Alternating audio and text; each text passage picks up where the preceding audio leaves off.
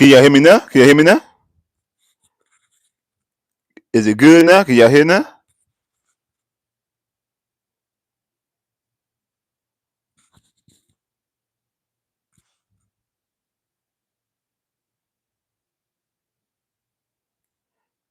What about now? We good? We good? Hit a thumbs up if we good, man. Put a thumbs up if you can hear me. Put the thumbs up if you can hear me, and also hit the like button.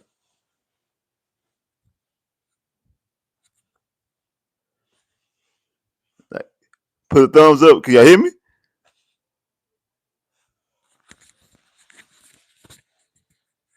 Let some of y'all get up in here real quick. We ain't just look at each other. Okay, so y'all can hear. All right, bet. All right, good. All right, good. All right, bet. Appreciate you. Appreciate you. All right.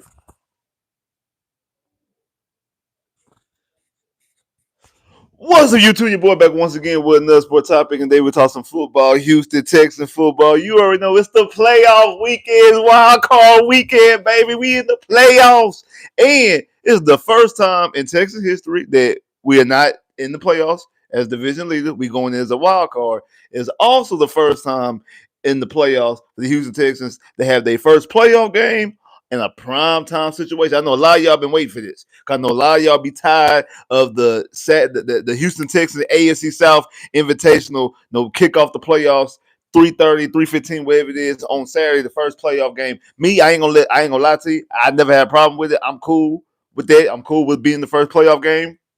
I be ready to get over because I don't even want to wait, especially when it comes to play. I can't wait till Monday. When have you ever you really can't wait? Like you want to get through the weekend and want to go back to work just because you want to see your team play on Monday. That's how sick this sport thing really get people. Just think about this. Just sit back and think about that just a tad, just a tidget, just a midget, just a little tad that we are want to again. We know when we have Monday Night Football. Anyway, you be wanting to watch the game, but it's not the same when it's a playoff situation. And we all want to skip through work.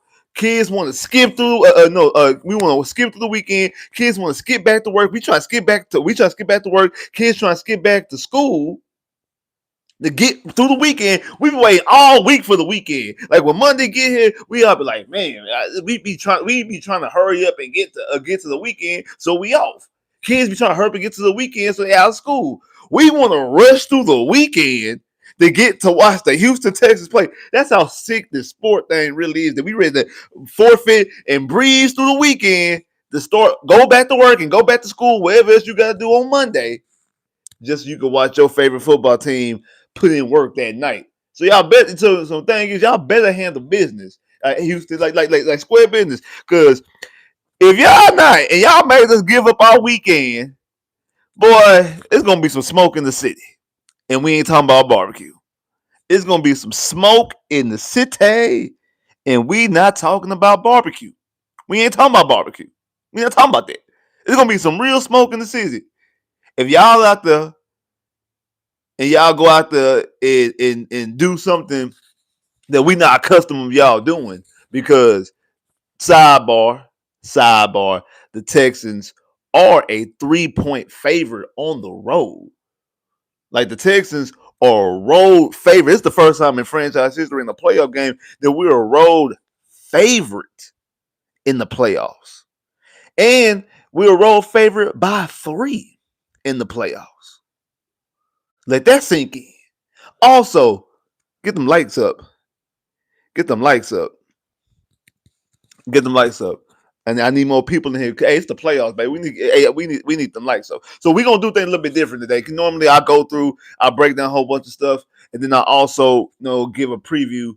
And I normally when I give a preview, I just tell you, preview of other games. I normally just tell you who wins. I actually got scores this time. So that's why we're gonna do a little bit different.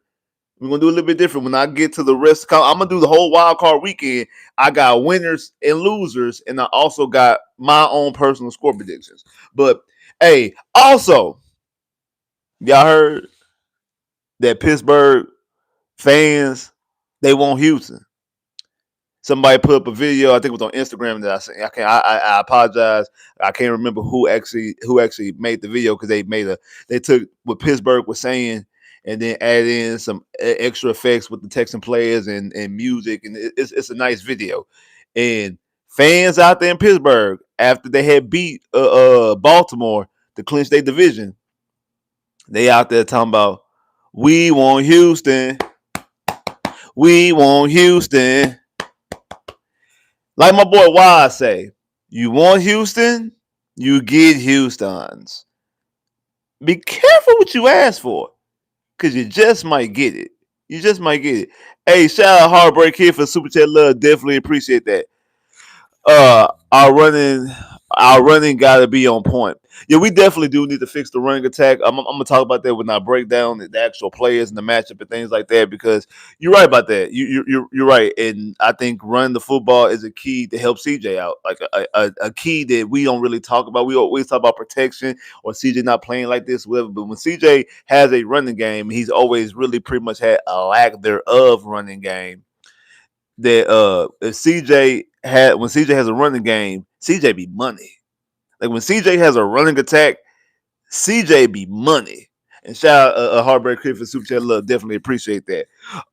Also, speaking of hype videos, I know y'all seen that hype video that the Texans put out with JJ. I know y'all seen that hype. I know y'all seen that hype video with J. I know y'all seen the hype video that they put out with JJ.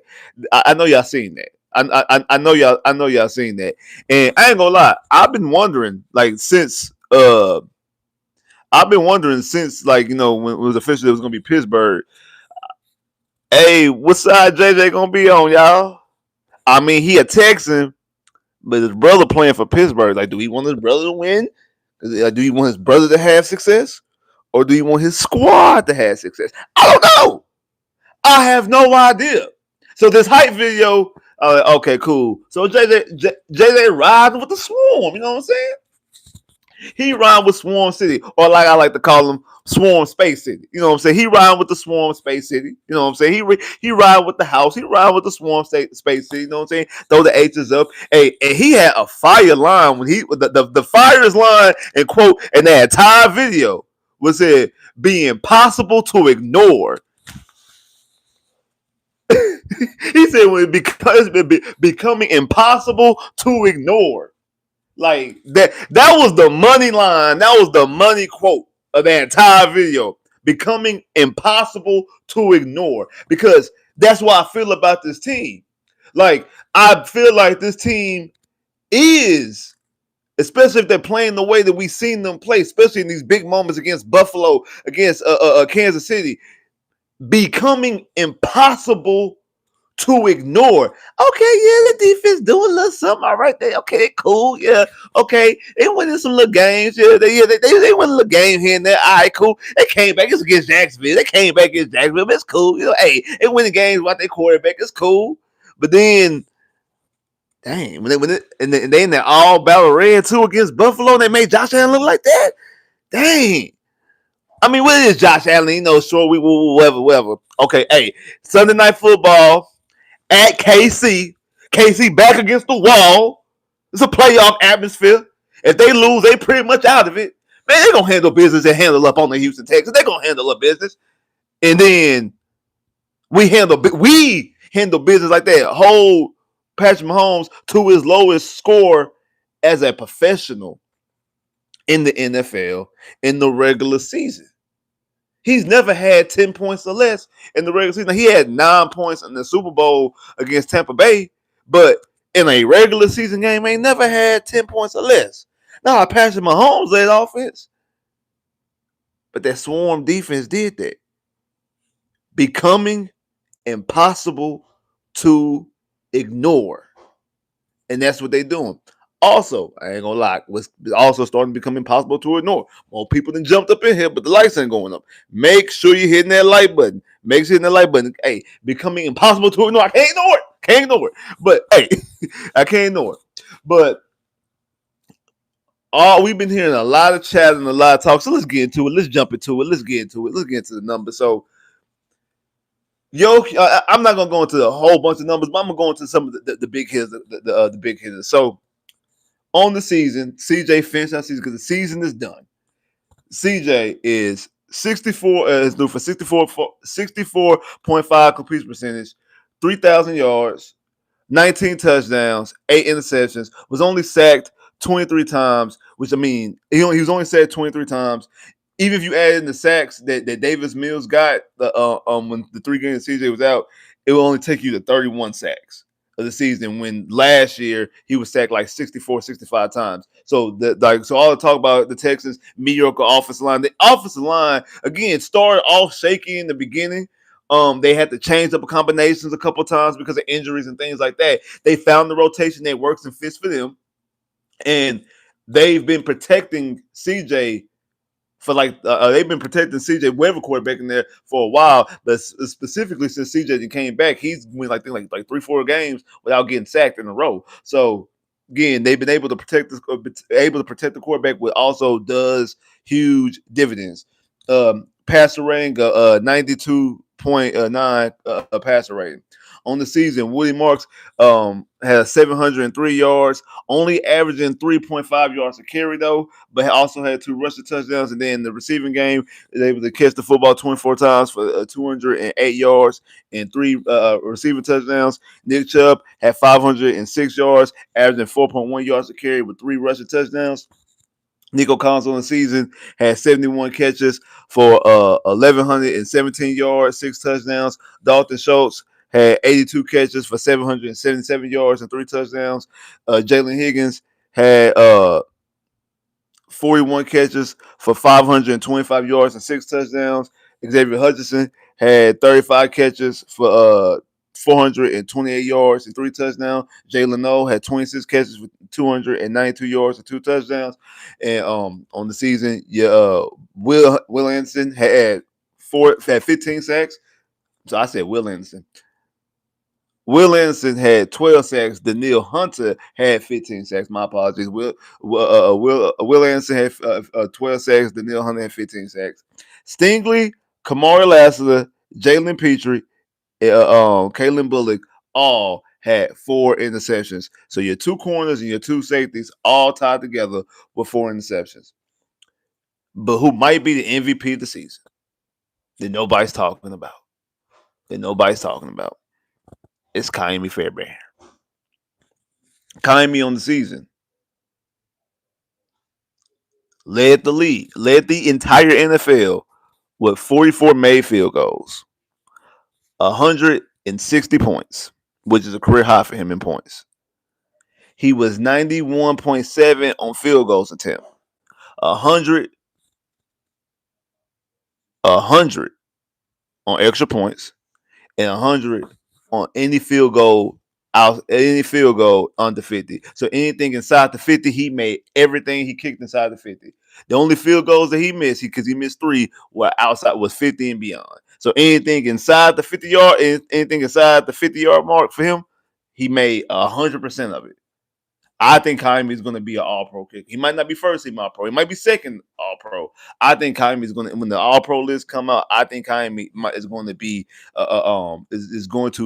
All-Pro. I think this is Kaimi's best year by far, and he's also doing it in a year where the Texans have a legitimate chance and shot to actually go out there and actually do something for real. Now let's talk about Pittsburgh. Aaron Rodgers on the season has thrown for 65.7 completion percentage, 3,300 yards. 24 touchdowns, 7 interceptions, was sacked 29 times. Warren, their running back, carried the foot. Had 958 yards, averaging 4.5 yards to carry, and had 6 touchdowns. Gain had 537 yards, averaging 4.7 yards to carry, 5 touchdowns, and then he also had 73 receptions for 486 yards and 3 touchdowns. DK Metcalf had 59 catches for 850 yards, 6 touchdowns. The tight end Fairmouth had 41 catches for 486 yards and 4 touchdowns. Other receiver Austin had caught the football 31 times for 372 yards and 3 touchdowns. Their leading sacker was Highsmith at 9.5 sacks on the season. Second was TJ with 7 sacks on the season. They leading person in interceptions was TJ Watt with 2 interceptions. They and again, I think they're like the number one team in take. I think they want like one of the highest teams to take away the football, but they don't get a lot of interceptions. And the Texans are the number one offense in the NFL in not turning over the football. The Texans have 8. I mean, the Texans have 10 turnovers the entire season. Only 2 fumbles, and none of them are by a primary running back. Because Dory got the first fumble. Then we all know game 1 that Nick lost his game, and then the second fumble was Nico when Nico fumbled against Jacksonville that also lost that game. Other than that, ain't nobody else put the ball on the ground. They turned to a turnover. And actually, like Woody and Chubb ain't fumbled at all this year. There's one thing I would definitely give Woody marks. He ain't fumbled at all this year. That we've been able to secure. And again, and then also the fumble that Dari had was off a reception. It wasn't even off of a run. It wasn't even off of a rush. So from running the football, we haven't fumbled the football from running the football. So the Texans offensively, especially in the running attack, when we just talked about a few minutes ago, they definitely the bulk up on the Texans run the football have not been turned over the football. The Texans running backs have been very good with ball security and very good at ball carrying and not putting the ball on the ground. Now we've thrown some interceptions. Like I say, CJ's thrown 8 interceptions. What you call it through CJ threw 8 interceptions on the season. So you do have that. But again, this Texans team is very secure at keeping the football on the offense side of football. Like that's one thing that they the ball security with offense is number one in the NFL, number one in giveaways. As far as we don't give away the football a lot. So we've been able to take care of the football a lot. But yes, running the football is definitely important because 3.5 yards a carry is not going to get it. But we have to be able to run the football. And thing is, this Steelers offense doesn't really, to me, the Steelers offense doesn't move a lot unless they're able to run the football. Now they're able to run the football at a very decent clip when you got multiple ball carriers getting over 4.5 yards a carry. That's a lot. And it's not like, oh, they got 4.5 carries, but they only got like 200 yards, something like that. Like the sample size is real small. Like, no, they have like their running back was only like 40 yards away from 1,000 yards on the season. So out of 1,600 yards that they got over 4.5 yards a carry. They got close to, even if you average it out, it'd be about 4.7 yards a carry, and gaining over 1,600 yards, 1,700 yards. So they've been able to run the football effectively throughout the junction of the season. But the Texans defense, number one rushing defense, not number one rushing, I think number 3 rushing defense, been able to stop the run. For real, outside of the game against Austin Gentry, we've been able to stop the run very routinely this season. We already know what this defense is, but the noise and the chatter that's been talking and that's been surfacing all the airways is this whole Mike Tomlin and the Pittsburgh Steelers being undefeated at home at Monday Night Football.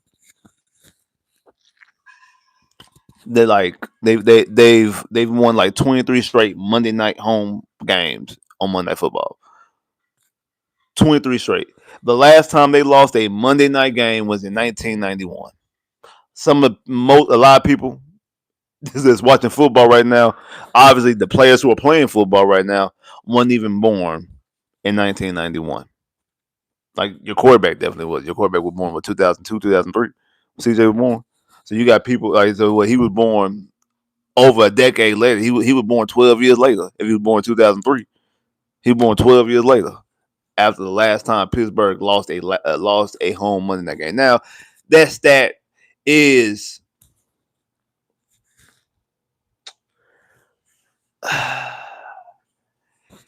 it's a very, what's the word I want to look for? It's a very nothing stat. The reason why? Do they play Monday Night Football game every year? I don't know. I would have to go back and look and see if they played a Monday night game at home every single year since 2000, since 1991. If they had, okay, I think I give a little bit more crease to that. But like if they went like 3 years or 4 years or whatever, and they haven't played a home Monday night game. Now, Monday night game, because the record's not just for Monday night, it's for a home Monday night game. So if they haven't played a home Monday night game every year, I'm not gonna lie. Before this, I didn't do the research. I just thought about this. If they haven't done that, if they have, cool. If they haven't, then I'm like, okay, really, what does that mean? Because like they could have played a home Monday night football game 4 times in that span. That's like that's whatever. But tell me when any of those games, any of those 23 home games that they won, in 23 home games, tell me now, tell me, how many of those 23 games were playoff Monday night games? How many of those 23 straight wins at home that Pittsburgh had on Monday Night Football was in the playoffs?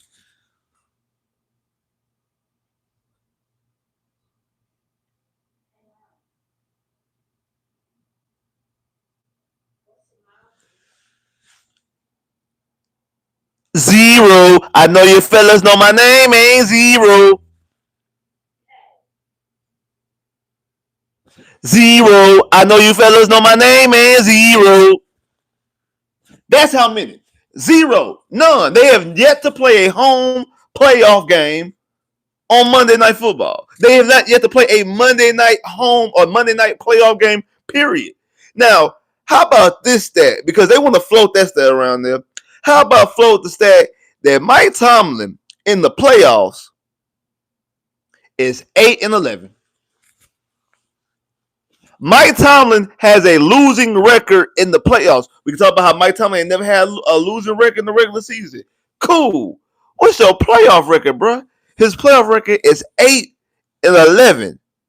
He's lost 5 in a row in the playoffs. He hasn't won a playoff game since 2016. He ain't won a playoff game since 2016. He ain't won a playoff game in a decade, bro. It's been 10 years since last time he's won a playoff game.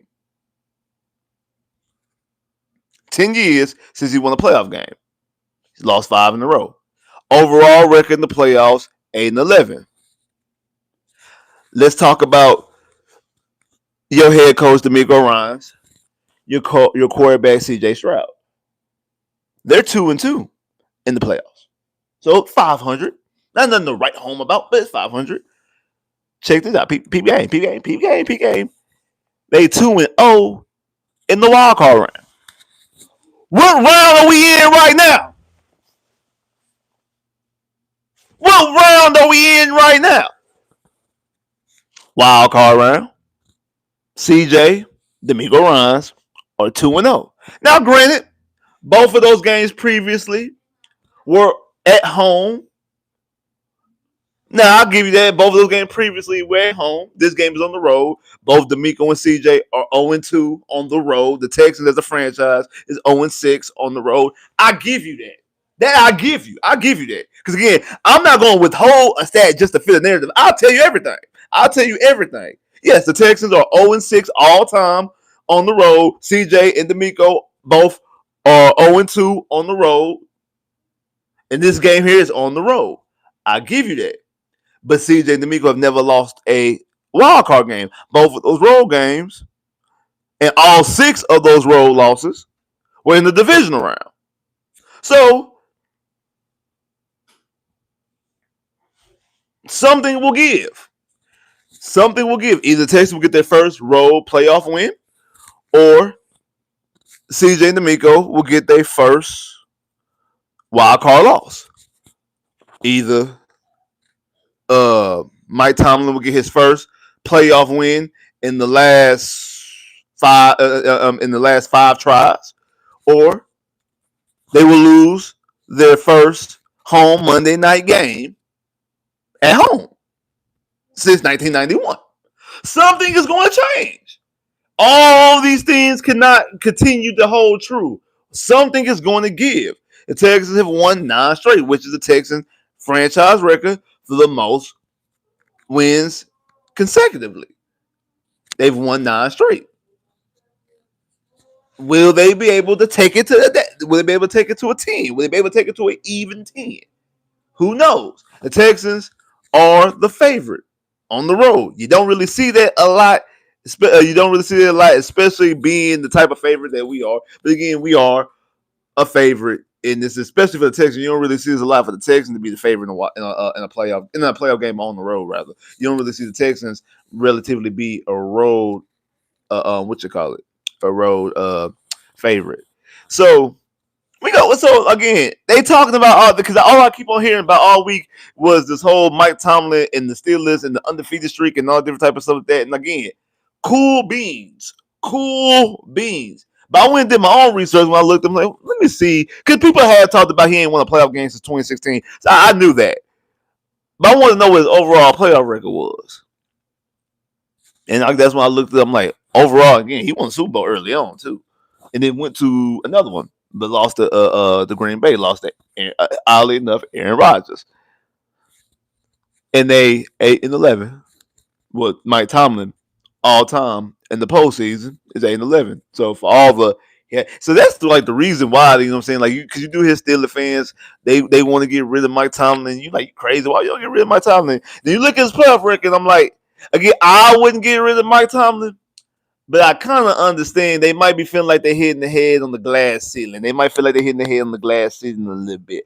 I kind of can get that because, yeah, and I've been saying that when it comes to their issues, always been, I mean, not always been, but since Ben Roethlisberger's left, it's the quarterback, and him not having a losing record, him constantly at the very least being 500 or better is a detriment really long term for their franchise because they're just going to continue to waddle in mediocrity.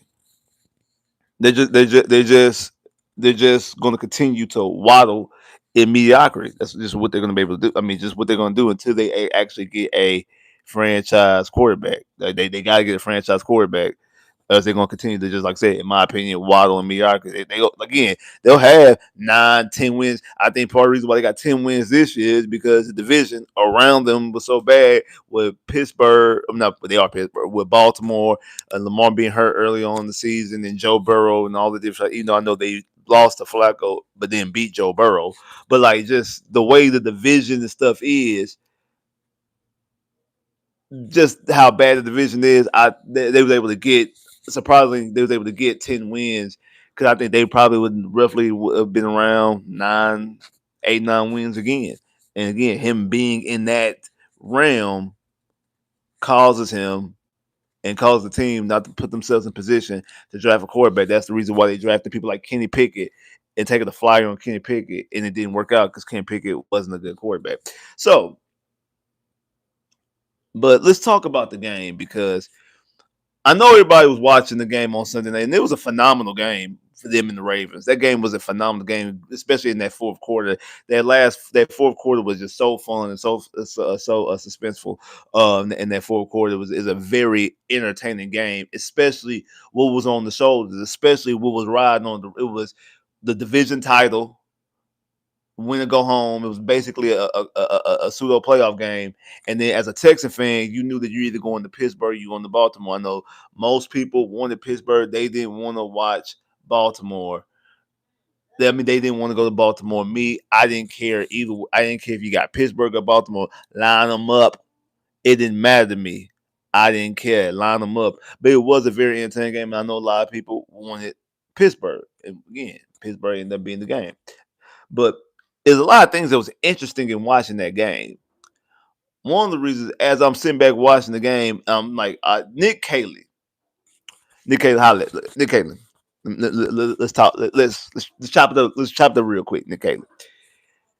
You better been watching that game on Sunday night, and you better been taking notes.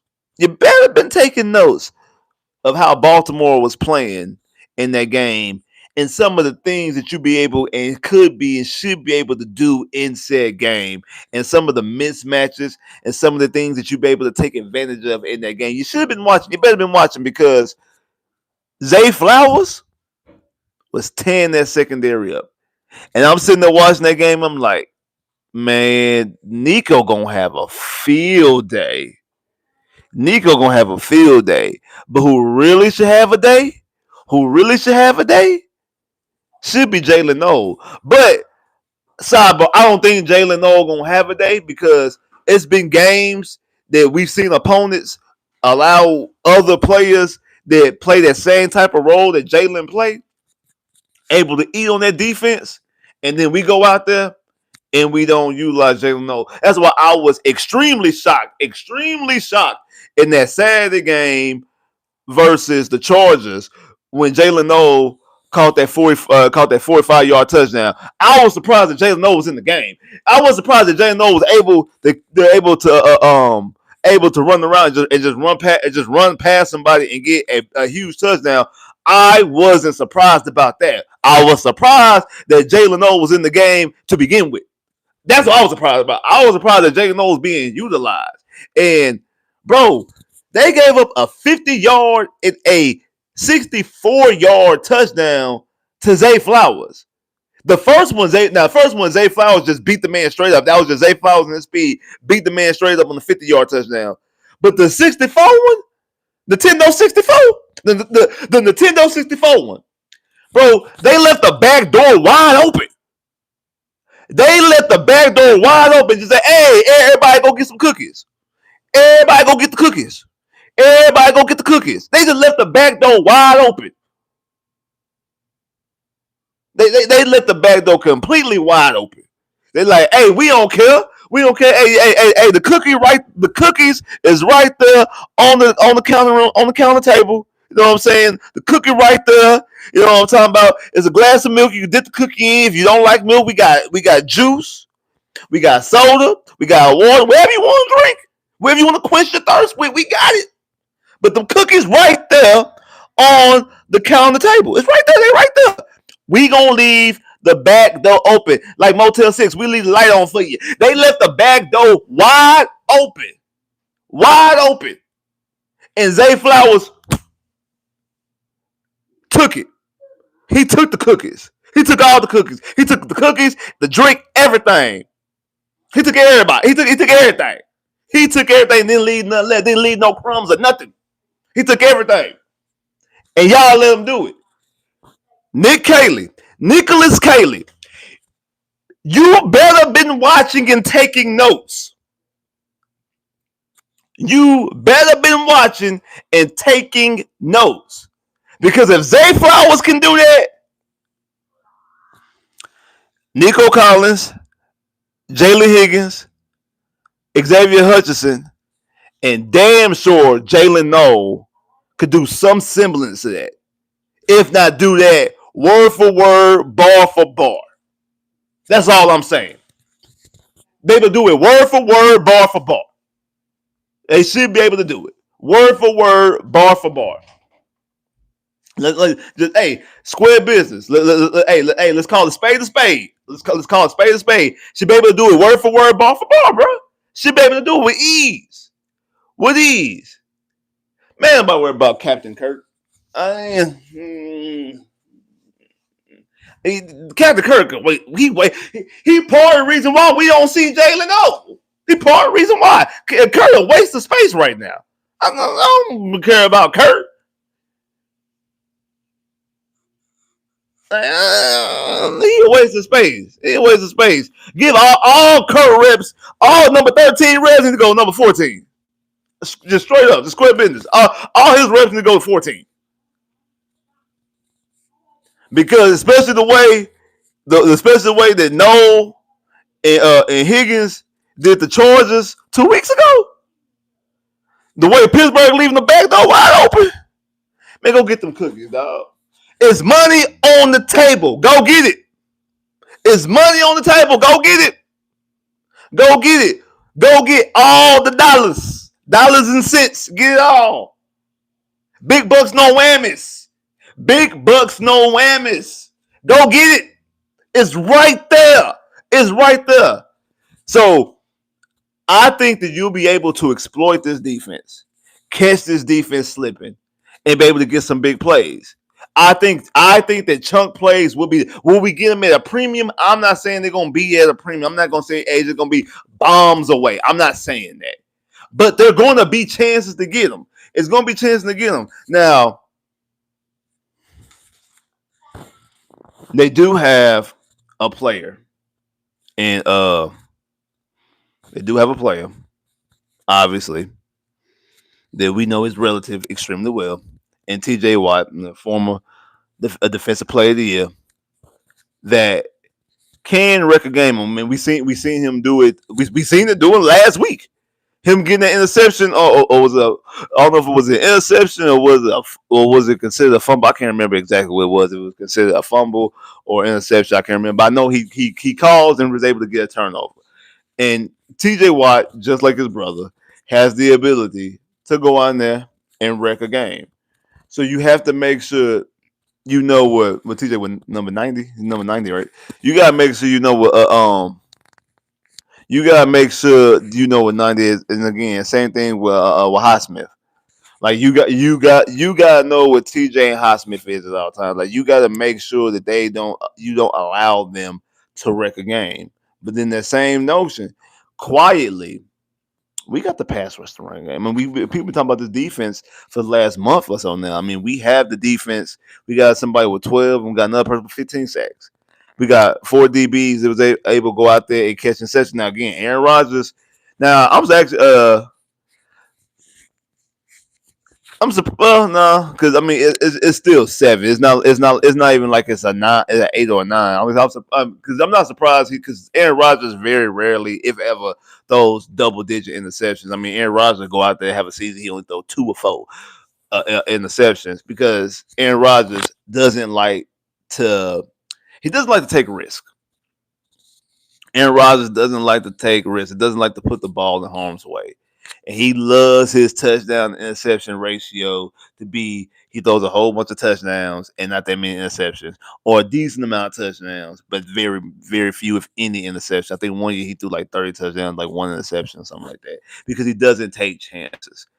And you seen like last week in that Ravens game again, things you notice in that Ravens game when Kyle Hamilton was in that game and Kyle Hamilton was a safety roaming around that center field, Aaron Rodgers did not take any chances. He did not try the Ravens secondary. He did not try Kyle Hamilton.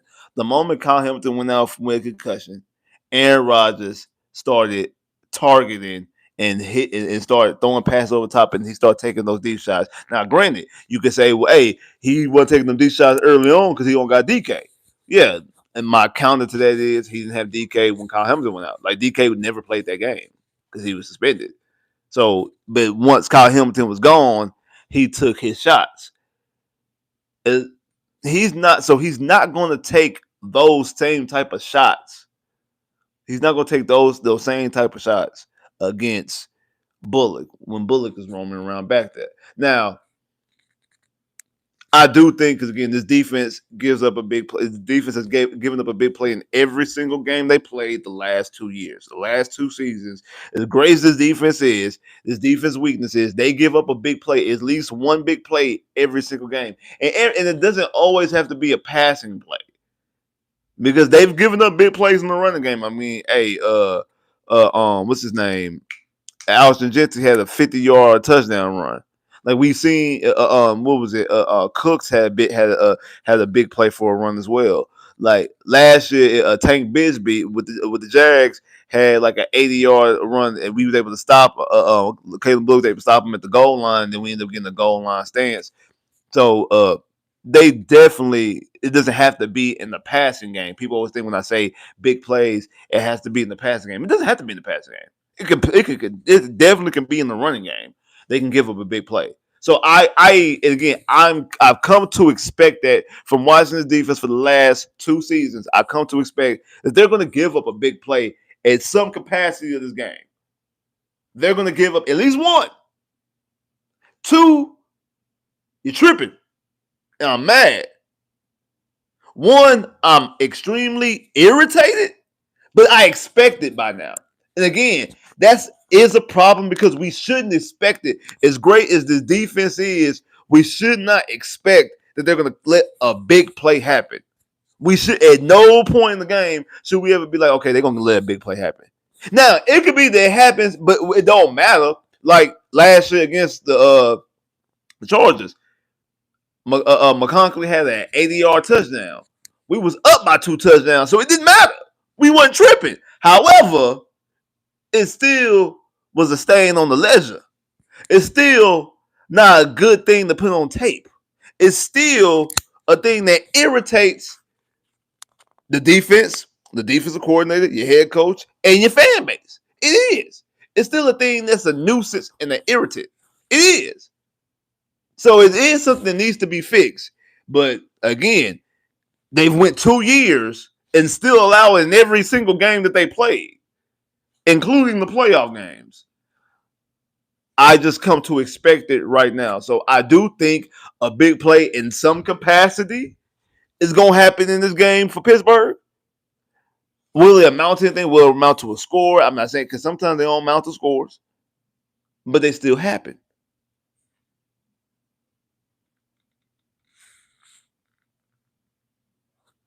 It still happen. And it's still irritating. It's still a nuisance. But it still happens. So I do, but as far as Aaron Rodgers trying to take shots all over the game, I don't think that Aaron Rodgers is going to be trying to take shots all over the game like he did in that fourth quarter because, like I said, one, that's not Aaron Rodgers' game, and two, he only started taking them shots like he did like that because there was no safety back there because Kyle Hamilton was taken out of the game with a concussion, and there was nobody back there. We got 4 ball hawks. They have 4 interceptions. And Petrie, Lassiter, Bullock, and Stingley. So because of that, and I don't see Aaron Rodgers trying our defense like that. Not to say he's not going to throw an interception, because again, last year Justin Herbert had 3 interceptions all year, and then the playoffs had 4. So I'm not saying that we're not going to be able to turn the football over. We're not going to be able to force them to turnover. I'm not saying that. I'm just saying that I do think it's going to be more so we're going to have to take it away. It's going to be more so that either the pass rush can rush him into throwing the ball quicker than he wants to, or our DBs is going to have to go out there and just wrestle it out somebody and just absolutely take the ball away. Like Stingley had to bait. And I actually think that Aaron Rodgers is smart enough not to get baited by Stingley, how Stingley be in that trail position. And again, even when Stingley's in that trail position, that football is Stingley's. Because if you throw a perfect pass, if you throw the correct pass, Stingley's going to get the interception. Like you have to, in that situation, you have to overthrow your receiver. And quarterbacks don't want to overthrow the receiver because if you overthrow it, is a strong possibility. It's like a 70% chance that they receive, and probably even more than that. It might be an 85% chance that your receiver is not catching the football. So you want to put it in a perfect position. Because if you put it in a perfect position, you like, hey, the perfect position, it's the opposite. It's a 75, 85% chance my receiver is gonna catch the football. But not when Stingley is the corner. You could try that with the rest of them corners. But when Stingley is the corner, it's 60-40 the other way. That's Stingley's ball. If not 70-30. No, I take that back. It's 70-30. Stingley's ball. He's gonna catch an interception. And he tricks quarterbacks, like he baits quarterbacks into doing that.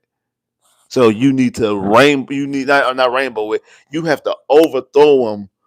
You have to overthrow him and hope your receiver has the wherewithal to run underneath it and catch it and like dive for it to try to make that a completion. Or just don't throw that football at all and go target somebody else. Or hold on to it just a smidget longer than you're supposed to, and then Will the Neil is coming around and they getting home and they bringing up a sack.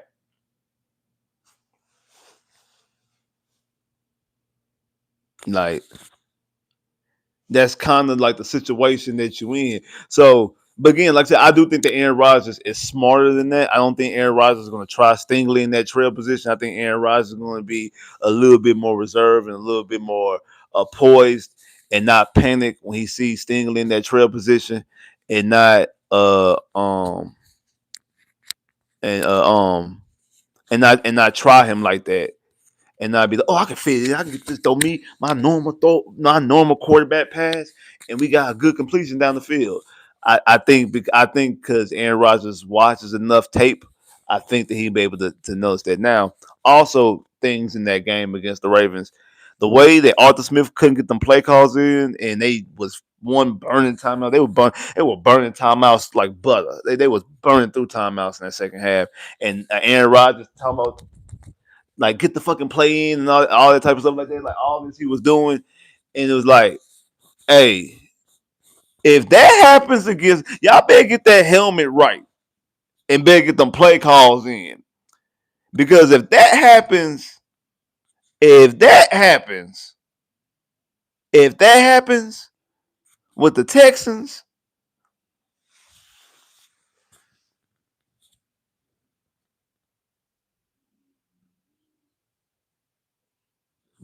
bro, it's gonna be a long. It's gonna be a long Monday night for Pittsburgh fans. It's gonna be a long Monday night if y'all can't get the plays in. If the plays ain't coming in, Arthur Smith tripping with they gonna go out there. The wheel and the nail, it's gonna get ugly. Ugly, uglier, uglier, uglier, ugly, ugly, ugly, ugly. Y'all young people don't even know that song. Y'all don't even know that song. Y'all don't even know who Bubba Sparks is. Y'all my bad. I forgot y'all young. Y'all know this. But it's gonna get ugly. It's gonna get real ugly. It's gonna get real ugly if they do that. It's gonna get real ugly.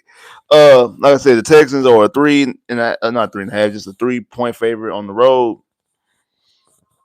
I'm going to get into my predictions.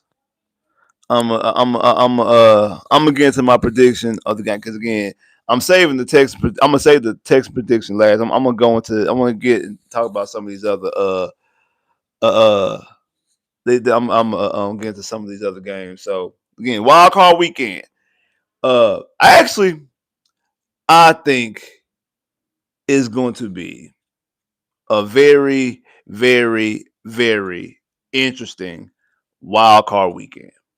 So the first game is the Rams at Carolina. I'm going to be honest with you. I am rooting for the Carolina Panthers.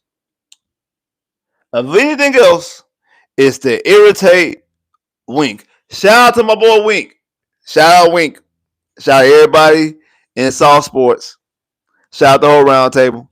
Shout out my boy Honcho. He was live earlier. I know y'all checked it out. If you ain't checked it out after this, make sure you go check it out. Shout out my boy Honcho, Soft Sports. Everybody in the round table. Shout out to everybody in the Discord. If you ain't part of Discord, you can get part of Discord. If you're part of Discord, shout out everybody in Discord. So I've been saying this all week.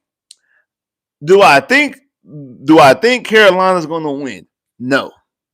Am I rooting for Carolina? Absolutely. If anything else, is to irritate Wink. Because Wink has an unhealthy disdain, irritation, dislike for the Carolina Panthers. I don't know why. I actually do know why, honestly.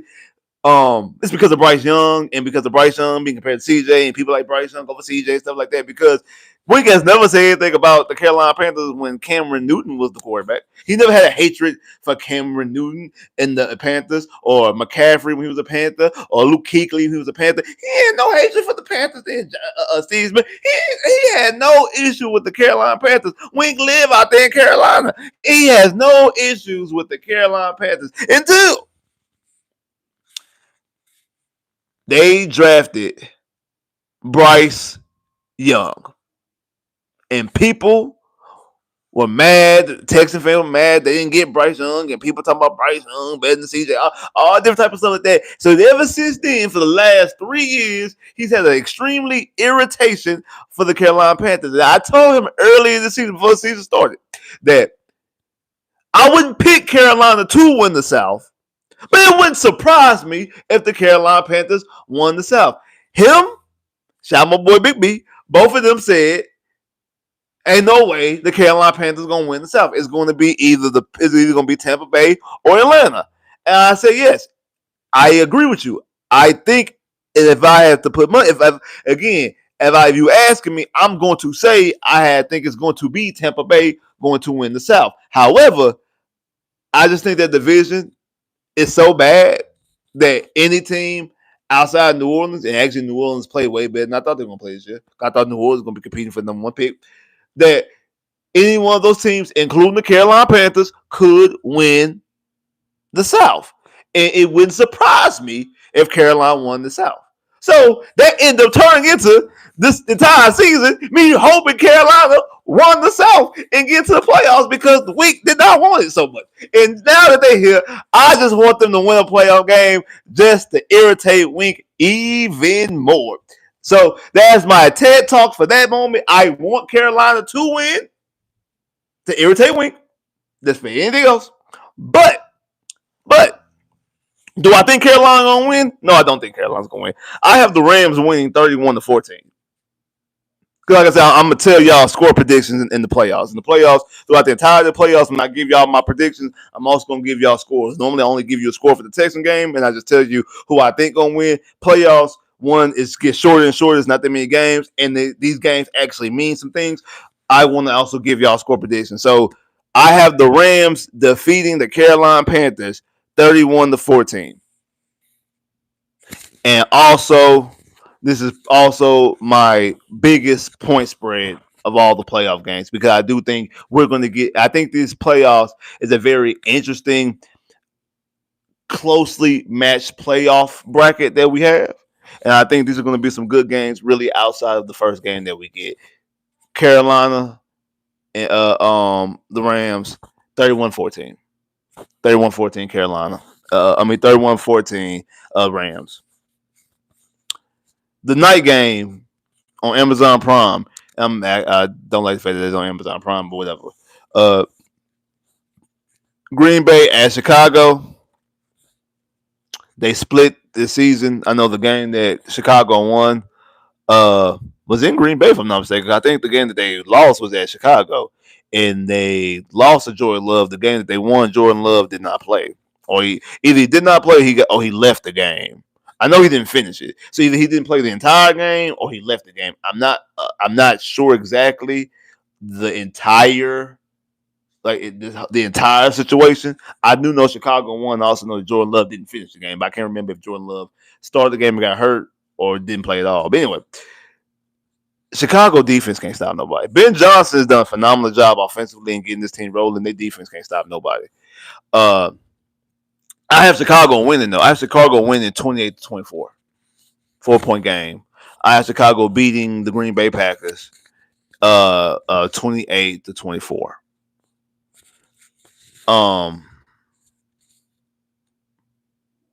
Also another game that irritate Wink because he doesn't like Caleb Williams. But he also don't like Jordan Love either, and I think he probably likes Jordan Love less than Caleb Williams. So I guess I should go for Green Bay to irritate Winky more, but I'm not gonna do that. I'm actually going for Chicago. I think Chicago's gonna win. But I got Chicago winning 28-24. Now, those are 2 Saturday games. Now, Sunday, the games that matter to the Houston Texans extremely. Buffalo goes to Jacksonville.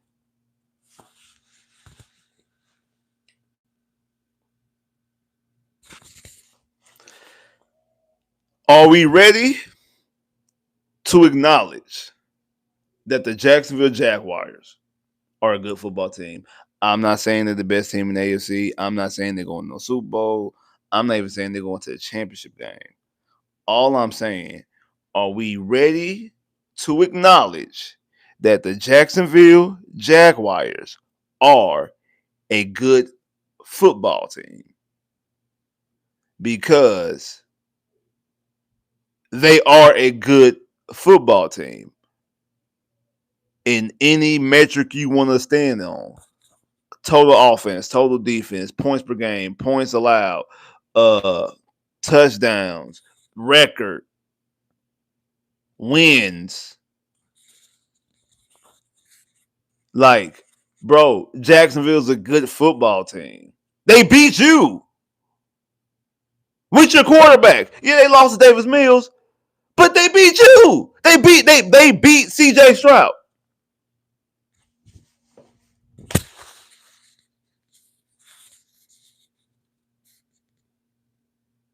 They beat CJ Stroud, bro. Like, we have to be honest. What I said, I know Honcho had brought this up. Like, I don't know if it was last week or a couple weeks ago. Honcho brought it up like, hey, I know it makes y'all sick to y'all stomach, makes y'all want to throw up. You gotta take some medicine after you say that Jacksonville's a good football team. It turns your stomach up. It makes your stomach all bubbly. It makes you feel nausea. You know what I'm saying? It makes you sick. It irritates you. It irritates you so much to admit that the Jacksonville Jaguars are a good football team. But it's true. It really is. The Jacksonville Jaguars are a good football team. I'm not saying they're going to the Super Bowl. I'm not even saying they're going to the AFC Championship game. All I'm saying is that they are a good football team. They are. They're a good football team. Trevor Lawrence is actually playing well.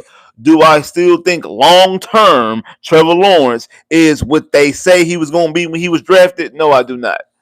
I do not think that. But I ain't going to sit up and act like Lynn Cohen don't have Trevor Lawrence playing like a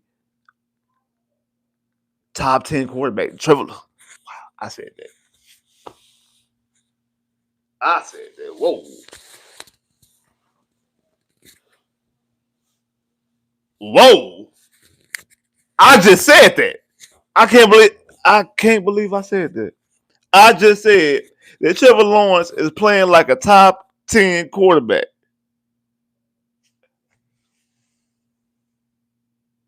I gotta check. I gotta see if I got a fever. I gotta take my temperature. That's the reason why it's 175 degrees in January. Do y'all realize that it's January 9th and we walk around in shorts? It's January 9th. It's hot. We sweating. You can go outside. It's hot. That's the reason. That's why it's hot outside. Because Trevor Lawrence is playing like a top 10. I didn't say it again. I didn't say it again. That Trevor Lawrence is a top 10 quarterback. I didn't say it again.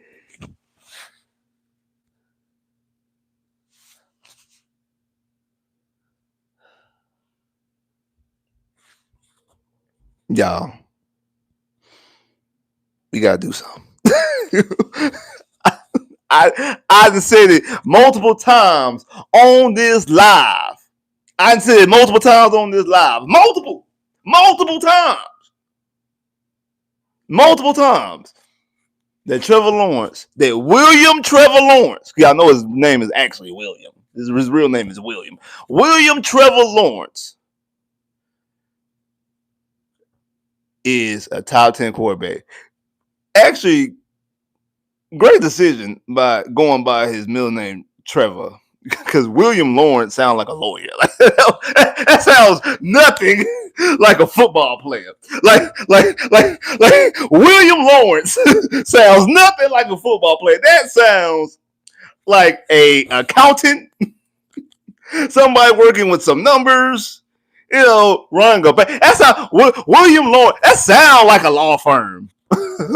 William Lawrence William Lawrence, attorney at law. It sounds like a law firm. So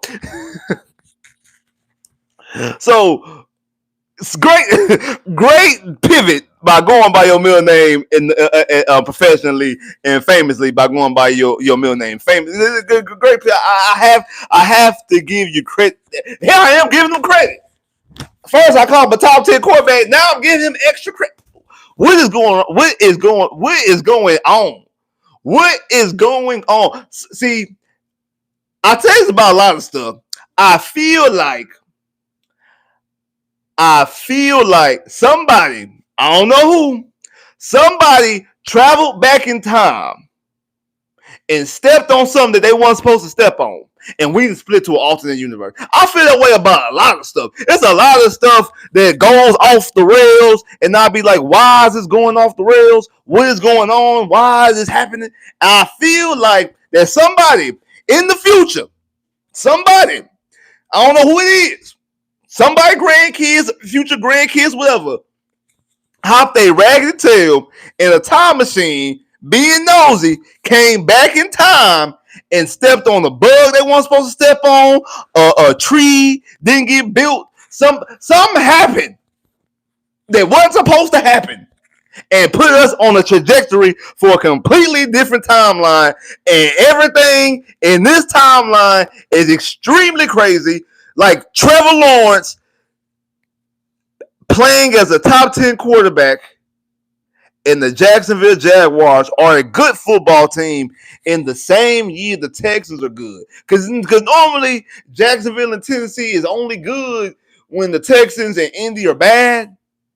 But Jacksonville being good in a year where the Texans win 12 games and Indy starts off 8-2, and Jacksonville still turned out being a good football team, something is wrong with that picture. I digress. Now, I say all that to say, I got Buffalo win this game on Sunday.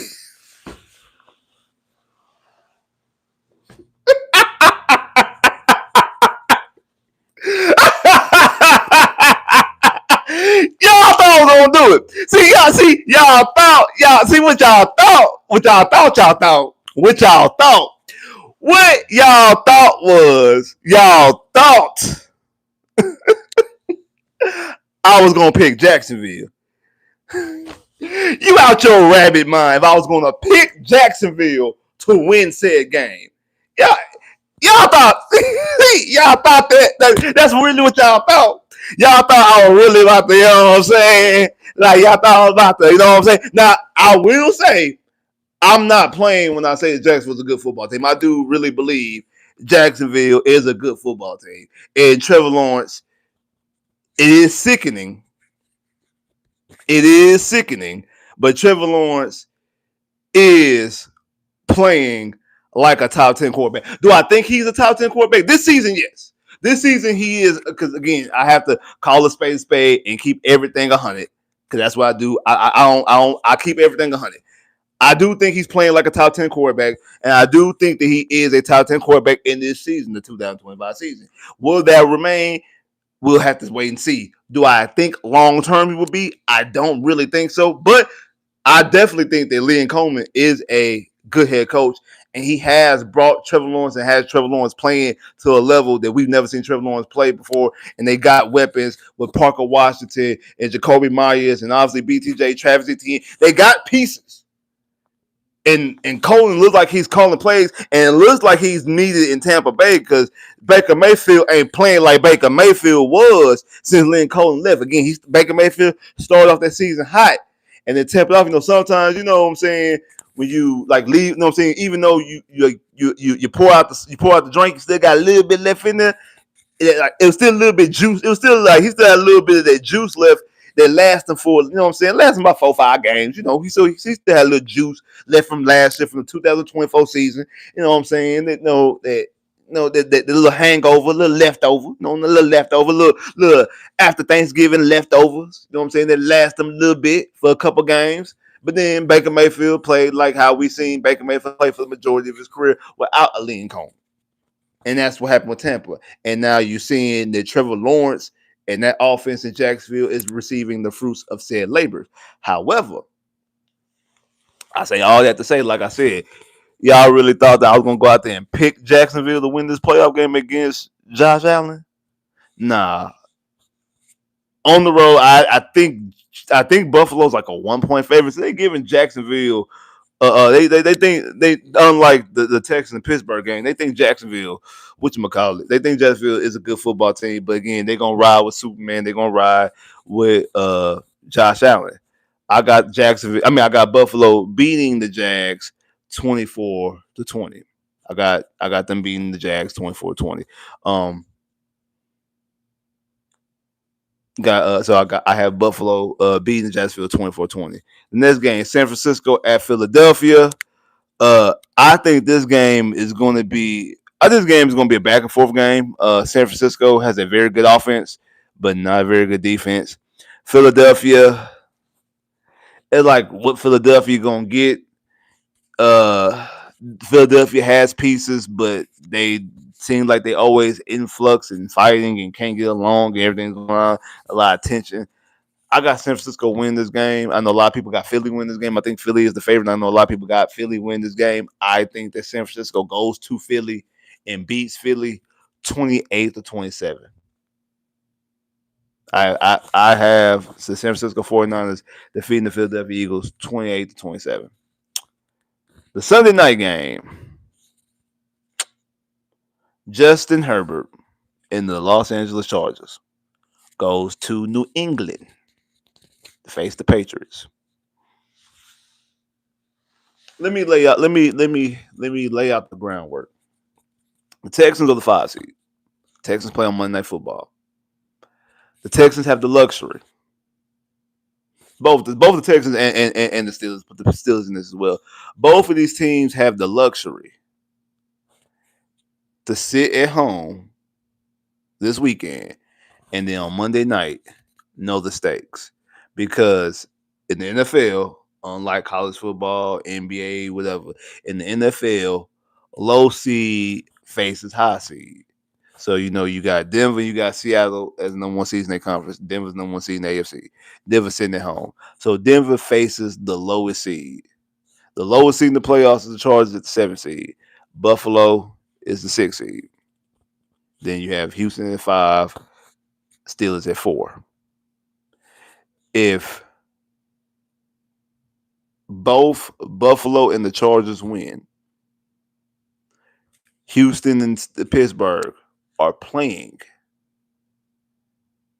They are playing not just to get to the divisional round. They're both playing to host the divisional round game. That means they will host the Buffalo Bills because if the Chargers win, the Chargers are going to Denver. And the Texans or Pittsburgh will face the winner of the Jacksonville-Buffalo game. If Buffalo wins and the Chargers win, the divisional round will be the winner of Houston and Pittsburgh hosts the divisional round. If any of the Bills or the Chargers lose, that means the winner of the winner on Monday night, the Texans and Pittsburgh, is either going to Jacksonville, New England, or Denver. If both Jacksonville and New England win, the winner of the game on Monday is going to Denver, and they are guaranteed to have no home game in the playoffs because that makes them the lower seed.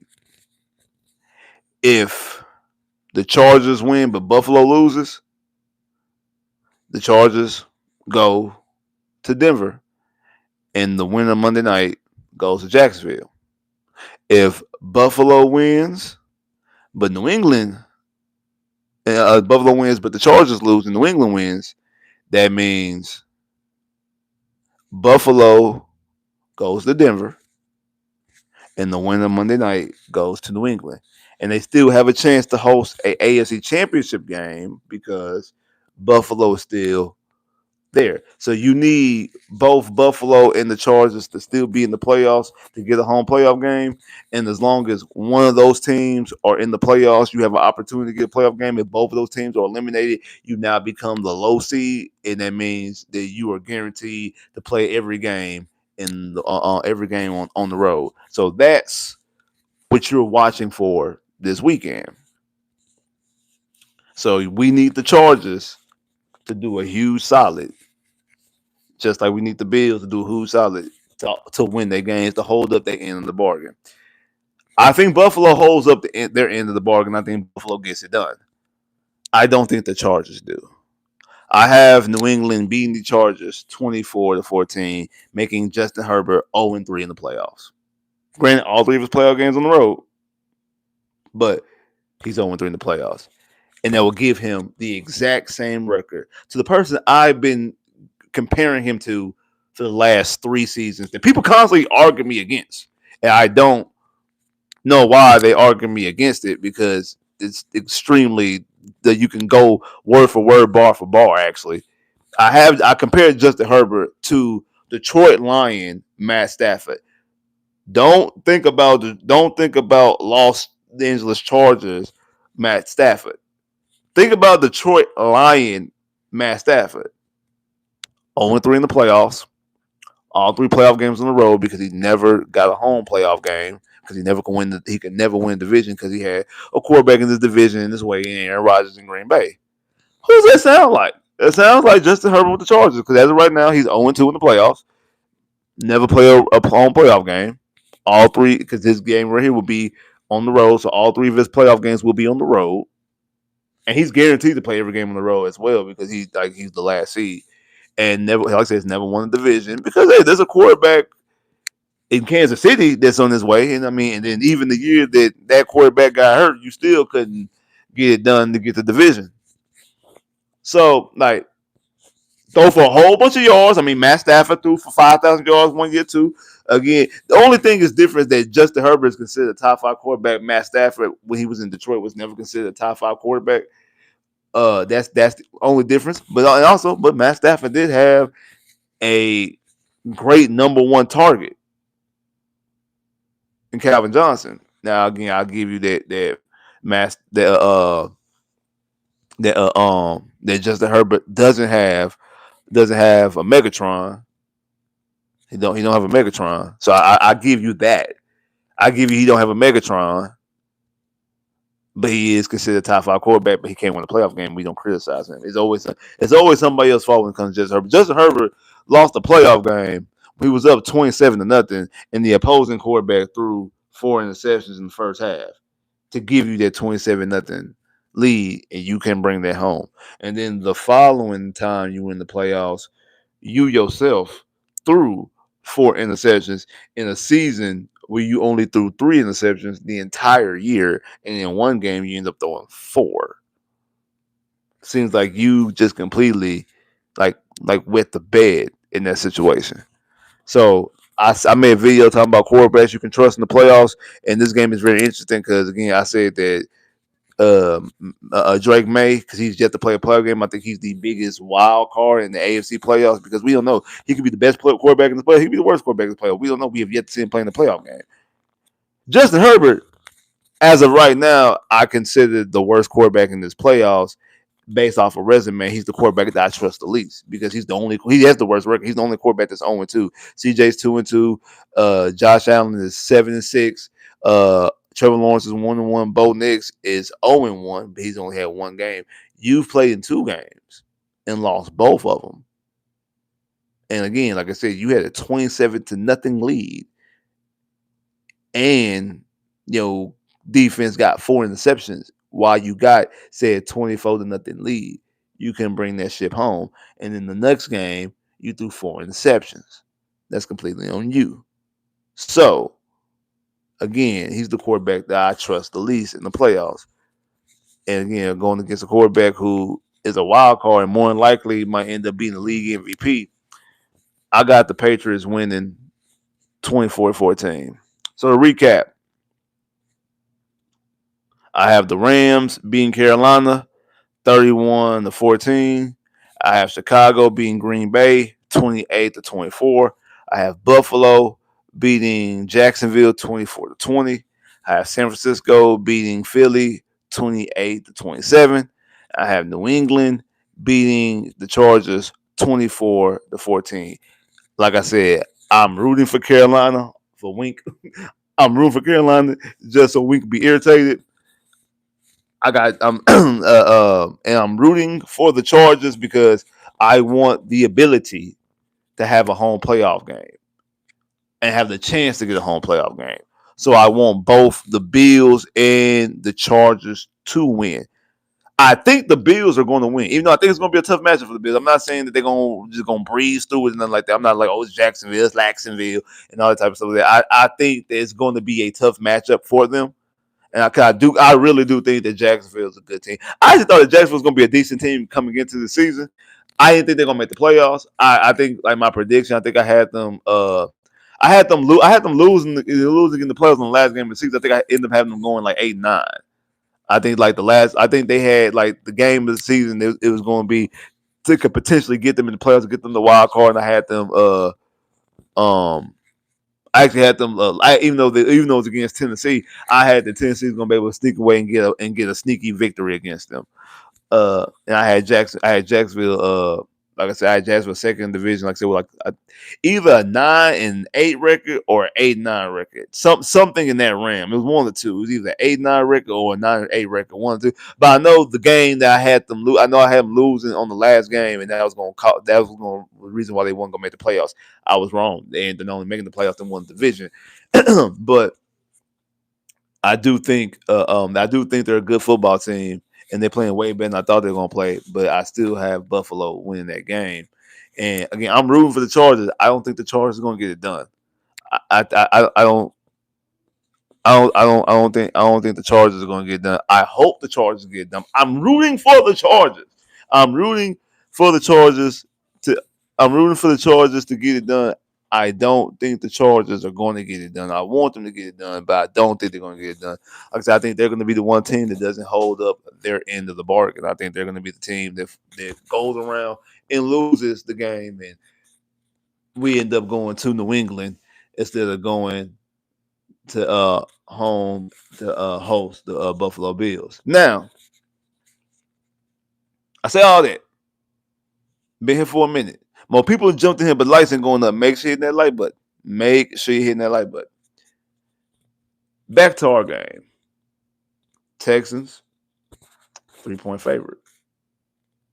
Texans are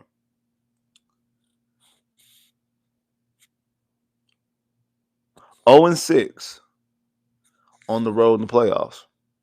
Mike Tomlin and the Pittsburgh Steelers have won 23 straight Monday night games at home. Haven't lost a Monday night game at home since 1991.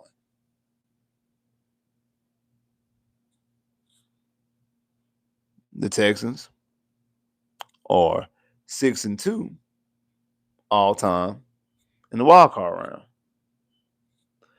CJ and D'Amico are 2-2 all time in the playoffs together. 0-2 on the road, 2-0 on the wild card round, 0-2 in the road. Like I said, the Texans are 0-6 in the road all time in the playoffs. But Mike Tomlin is 8-11 all time in the playoffs.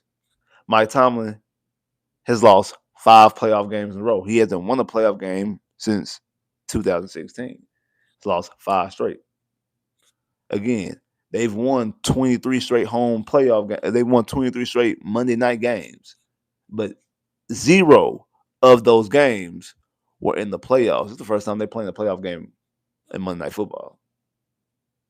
Texans are winners 9 straight. Longest winning streak in the NFL. So some of these things are going to change.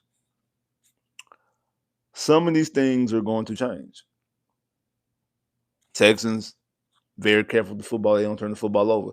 The Steelers defense is decent. It's not nothing really right home about, but they can't take away the football. They have players, TJ, Highsmith, they're able to wreck the game. You know, you got names back there.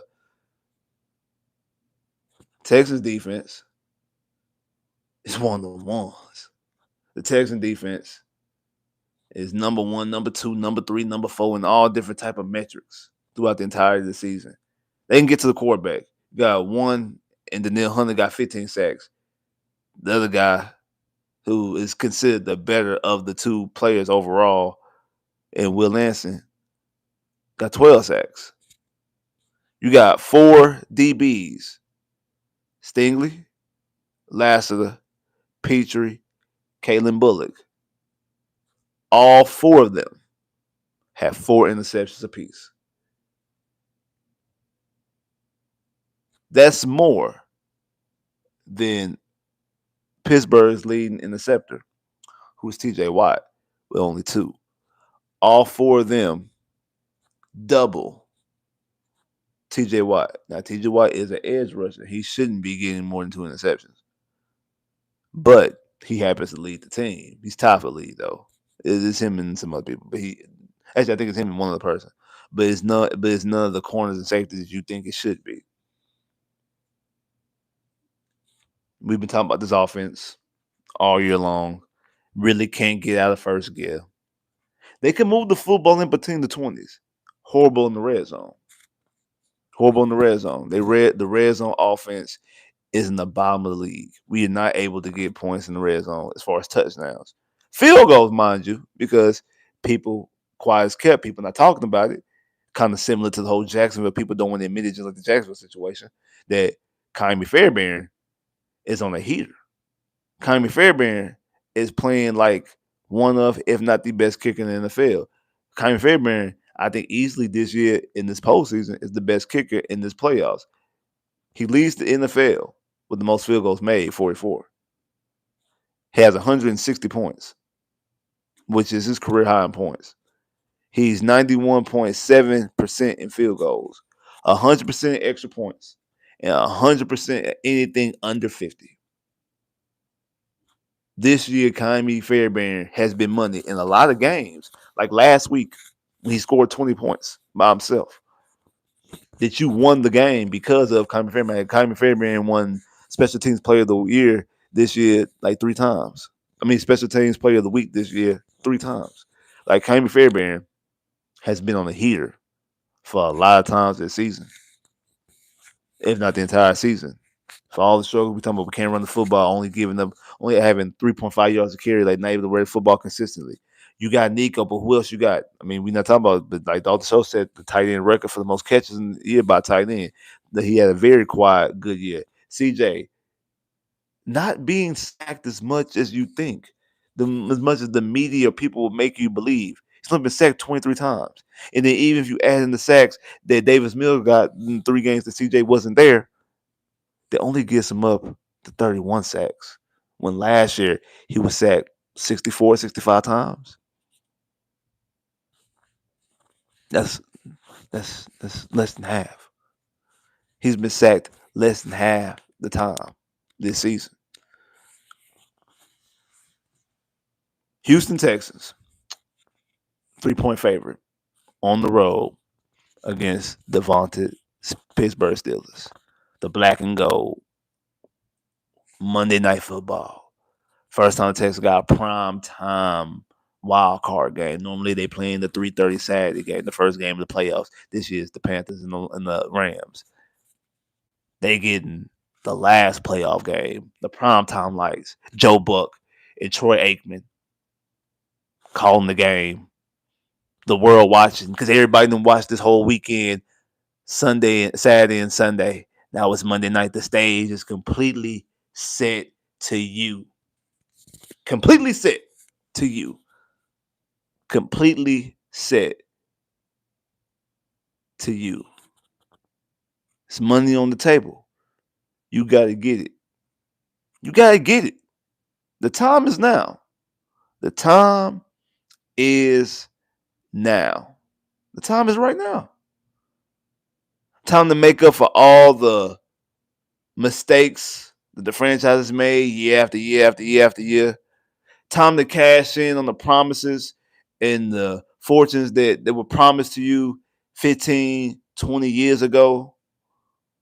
Time to make good on draft picks, free agent signings, coaching hires, staff hires, jerseys, redesign, brand. Time to cash in on it all. Like it's time to actually step up and stop being considered a mediocre expansion franchise. Time to actually step up and be a legitimate franchise. Like JJ said, it's time to become undeniable, something you can't ignore. Like, it's time to be that. It's time to quit playing around and playing patty cake. It's time to just be a nice AFC South team to win the AFC South. Get a home playoff game, may win a game, may lose a game. But you get into the playoffs because you're playing the weak division. You can't really say that now when you got 12 wins and you still didn't even win the division because the division winner got 13. Top to bottom, it's one of the best divisions in the NFL. You look at the NFC West, they got 3 teams in the playoff. Cool. Best division in the NFL. I'm not going to argue with you on that. But this AFC South, because we're going to keep it all the way a buck, the Indy probably wouldn't have fell off the way that they did if Daniel Jones would have played. If Daniel Jones, again, not saying they would have made the playoffs, but they had 8 wins. Daniel Jones probably could have got them to 10. So you had a 13-win team, a 12-win team, and a 10-win team in the same division. It's time to show them that you are the Houston Texans. And we are here. I seen somebody put in it. It's time to swarm. It's Swarm City. Swarm Space City. Combine the space with it too. It's Swarm Space City. And we here. And we gonna prove it on Monday night.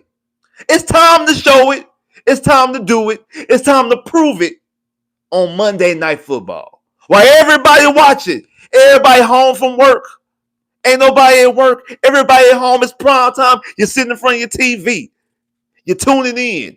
And we're going to be all out there in the icy whites. White.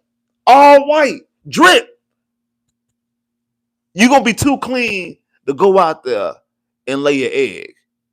You got to show them that you are who you thought you are. You are who you're supposed to be.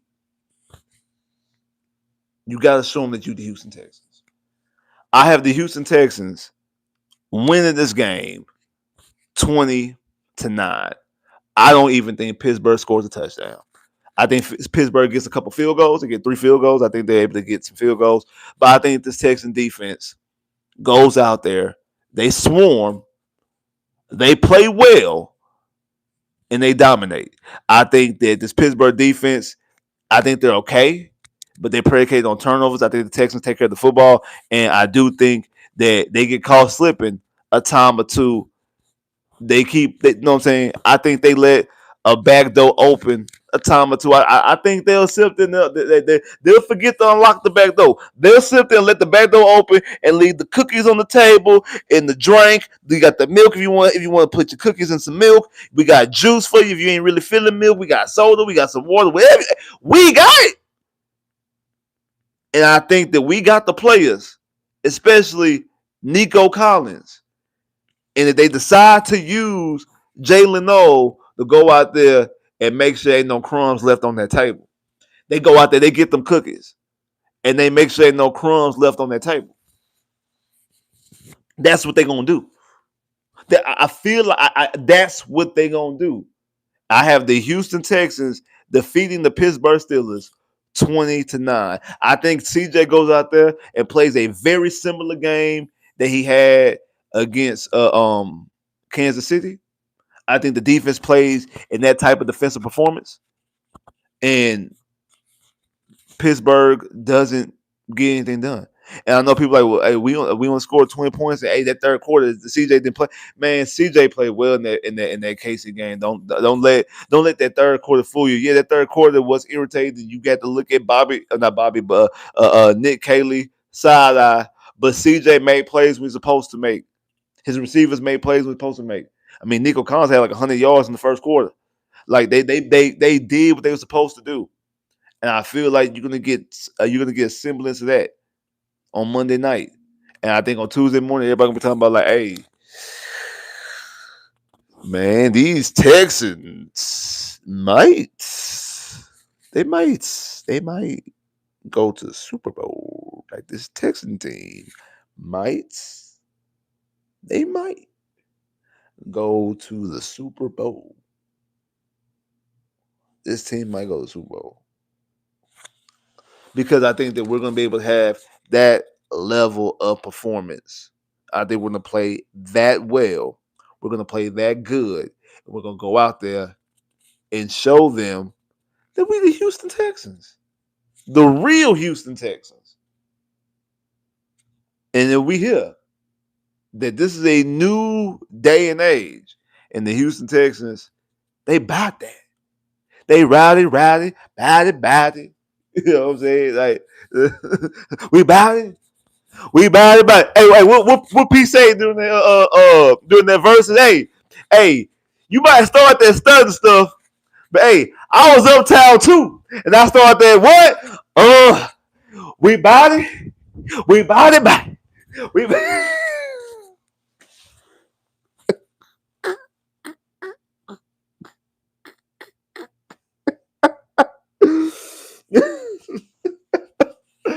Why am I like this? Why?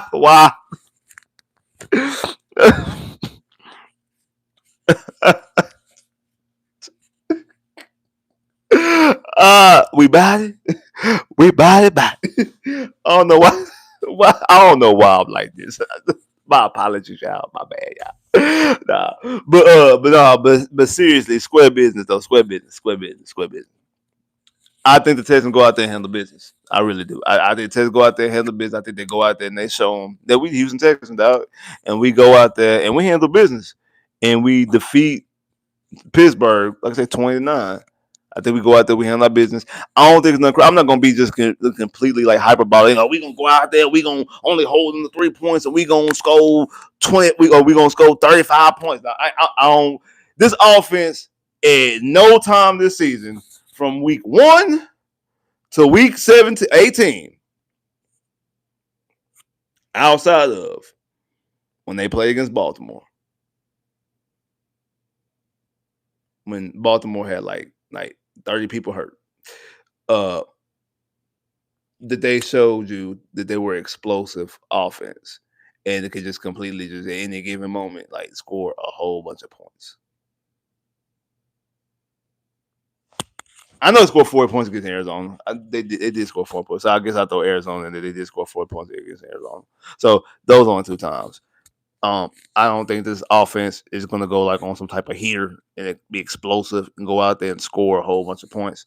I think they're going to do just enough in a playoff game. Again, also playoff, everything is tight. It's because we've seen playoff blowouts. I mean, before I go on this live, it was a playoff blowout with Oregon and Indiana. Like I don't know, like when I last seen, it was like 25-7 in the first half. Don't know what the score is currently. If the game's over, what the final score is, I don't know what it is, but I know when I seen it, it was 20. It was 35-7, and that was a game that everybody was anticipating. And yeah, go Miami, like.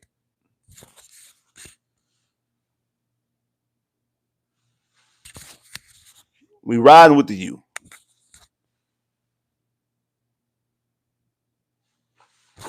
That's what we ride. We riding with the U. Go Miami. So riding with the U. Anyway, so I say all that to say. I say all that to say. 56-22.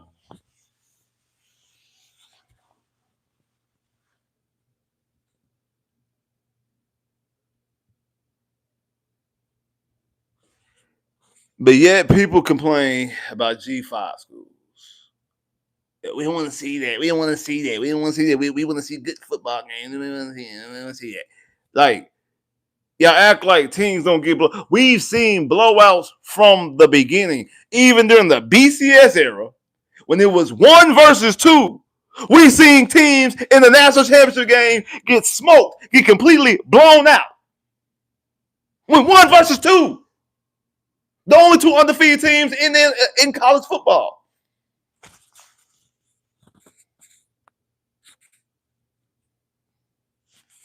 Y'all just find something to whine about now. Because just like I seen somebody earlier whine about why is Pittsburgh and Carolina in the playoffs. Because they won their damn division. Like, we know if you win your division, you get a playoff game, you get a home playoff game. We've known this for years. Why is this now? I feel like people. Well, I know some of it is just people just getting online and like people just getting online and just saying crazy things because they know people are going to retweet it, they're going to share it, and they're going to get likes and it's going to get views. And like I tell people all the time, the algorithm does not care if you like it or you don't like it. The algorithm cares if it's getting traction, if it's getting viewership, if it's getting comments, if it's getting whatever it is, as long as it's being served. That's all the algorithm cares about, and the algorithm is going to constantly keep shooting it out and it's going to keep putting it out because the more time things get shared and liked and comment on, you see it on your feed. You see it on your feed, especially if you like things in that same realm. So if you like sports, if all you watch is sport content, you see stuff that has nothing to do with your specific sport team that you would never seen before. Because in other spaces, it's being shared and liked and commented on. So because you like sports and your content that you normally consume in sports, it gets shot over to you. And that's how you run across it. Like, I don't even watch college football like that. I don't even know nothing about the G5 schools. So, yeah. And then you see it and you're like, well, yeah, that is kind of done the G5 schools getting in. Okay, it is kind of stupid. And you see that and it just but people want to say things to be hyperbolic. Because the news flash, this is the real reason why they do it. Because they ain't got no sauce. No pun intended. They ain't got no sauce. Well, actually, I guess I rephrase it. Actually, it pun intended. Because they ain't got it like us. Like they don't. People are not watching them for them because they do not know what they're talking about. If you actually ask them real legitimate questions, they don't know sports. They don't know what they're talking about. They're boring. They're not entertaining. Nobody really wants to listen to them verbatim. Like, people listen to us. Like, people listen to Honcho and Soft Sports. People, like, again, when Honcho was gone, people constantly always ask me, hey, when Soft Sports come back? Wait, what's up with Honcho? Because people want to watch Honcho. They want to watch Soft Sports. People message me throughout the week all the time about the Texans and my opinion on things. And people constantly watch.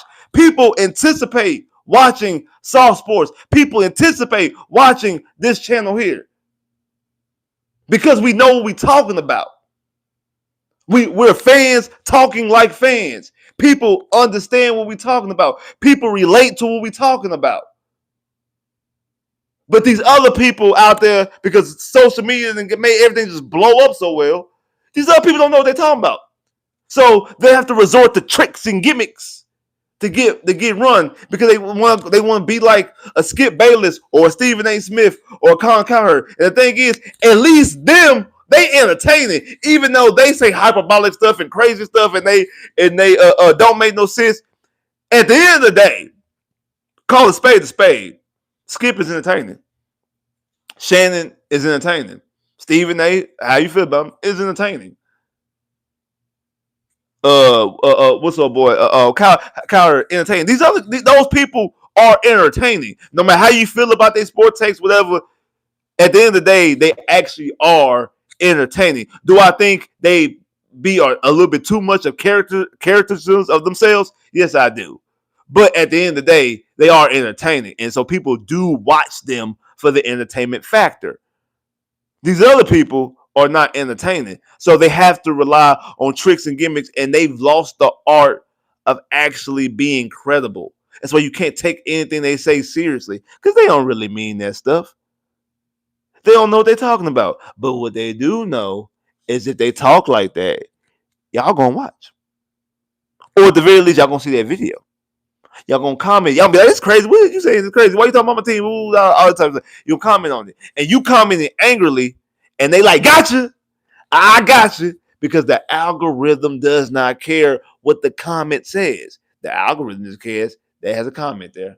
The algorithm doesn't care that you on the other end mad and saying what they saying. The algorithm cares that you watch. They got a view. That's all it cares. The algorithm does not care that you are sharing it to your friend and be like, "Hey man, look what this idiot said. This is stupid." The algorithm does not care that you saying that. The algorithm cares that you're sharing it to your friend.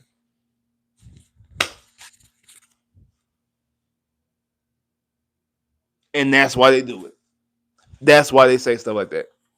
And we sitting up here acting like, and like I said, the more people do that, I think that people do not watch football because you know how many teams have won a trash division and got to the playoffs with a 9-7 record and won a playoff game. Because people always talk about beast mode and the beast quake and all that different type of stuff like that.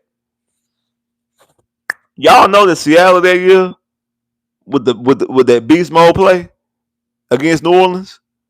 You know that was the year after New Orleans won the Super Bowl, so New Orleans was the defending Super Bowl champions. That Seahawks team was 7-9.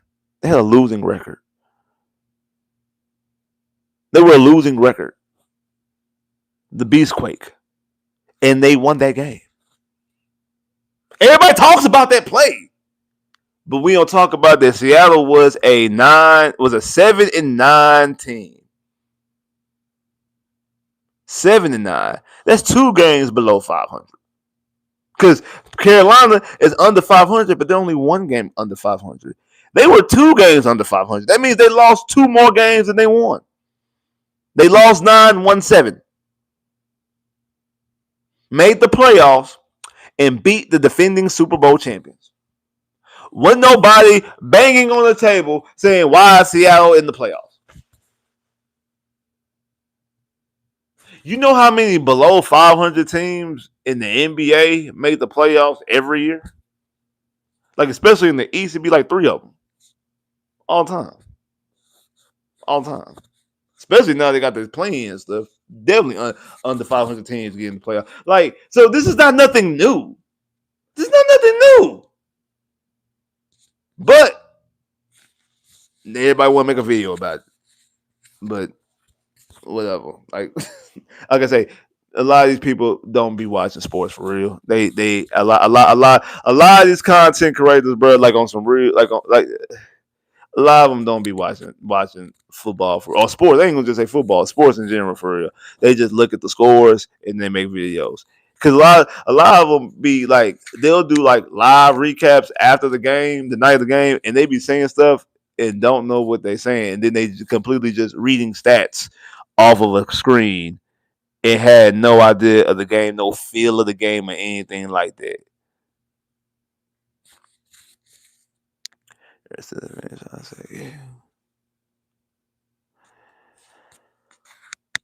Whatever.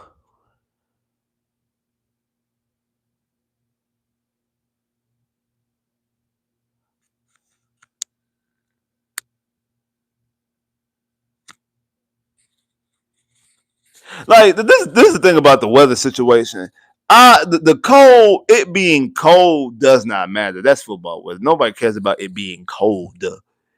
The thing about it is the precipitation. Is it snowing? Is it like sluggish? Is it like rainy? Is it freezing rain and things like that? Like that's the problem. If it's like some crazy wind, those are factors. Not if it's like 30 degrees. If it's just cold, just in the degree standpoint, I don't think nobody worry about I don't think no Texan fan or Texan, I ain't just say fan, ain't no Texan is worried about it being cold. Now, if the weather, as far as like you said, sluggish and snowing, whatever the case may be, it's freezing rain, something like that, stuff like that, that is where weather could be a concern. I know people bring up that CJ played Ohio State and Nico played in Michigan. True. Neither CJ or Nico Collins played football games. in December or January in college at Ohio State or Michigan. They've played bowl games, but those bowl games were either in domes or warm weather. They never played home games at Michigan or Ohio State in the month of December or January when they were in college. Did they play? I know CJ's played in some crazy weather games. Like I know the game against Northwestern, it was icy and sluggish and things like that. And it's also one of his worst college football games. Neither have Jalen Higgins, Jalen Noel, or Xavier Hutchinson. I know they played Iowa State. None of them have played a home game in college in the month of December, where they play bowl games. Bowl games are either in domes or warm weather. They have never played a home game in college in the month of December or January. Not saying they've never played in cold weather. Not saying they've never played in sluggish weather. They've never played a game at home in the month of December or January in college because both Hutchinson, CJ, and Nico, when they were playing football in college, there wasn't a 12-team playoff. Last year, there was a 12-team playoff. The first year was a 12-team playoff. Iowa State did not make the CFP, so therefore Higgins and Noel did not play a home playoff game in the month of December at Iowa State. That's just what it is. Am I worried about these guys playing in cold weather? No. Again, if it's some sluggish type weather, we talking about something different. And that's part of the reason why you need to be able to run football since somebody put about Bridge Brooks. Yes, Bridge Brooks also needs to be used the way he was able to run the football last week against Indy. I do think that Bridge Brooks definitely needs to be used. Hopefully he will be. Hopefully he will be used. He should be used. I hope he will be used. He needs to be used. Because because Willie Marsh, I think Willie Marsh is good for what he does as far as being like a third down back, able to catch out the backfield and things like that. Giving Willie Marsh the football 20, 25 times a game, I'm not a fan of. I would like to see Bridge Brooks get some more run. I like Gerard Jordan, but I think Gerard Jordan's dealing with an ankle injury, so I don't even know Gerard Jordan's going to be able to play on Monday. And Chubb, man, Chubb just ain't got. We when it comes to the running attack, man, we just got to really just use the 3 we got, the 4 we got, however it is, and just you know what I'm saying, try to do the best we can with that. We gotta try to do the best we can with that. The best we can with that. Try to relieve some of that pressure and let CJ be able just to throw the football around and be um able to be a little bit more comfortable. Was it a heel draw tackle? I think it was. I think it was a heel draw tackle. If it was, it's like the heel draw tackle is supposed to be illegal, but yet they don't flag it on the field. It's the NFL come up with some crazy rules, and then yet to like actually like have a legitimate way to actually enforce it. It's weird. It's weird. It's weird. It's weird. It really is. But it really is. But yeah, man, I appreciate everybody that showed up, man. If you ain't hit the like button already, man, make sure you hit that like button. If you ain't hit the like button already, I'm gonna give you some more time. Make sure you hit the like button right now. Everybody hit the like button right now.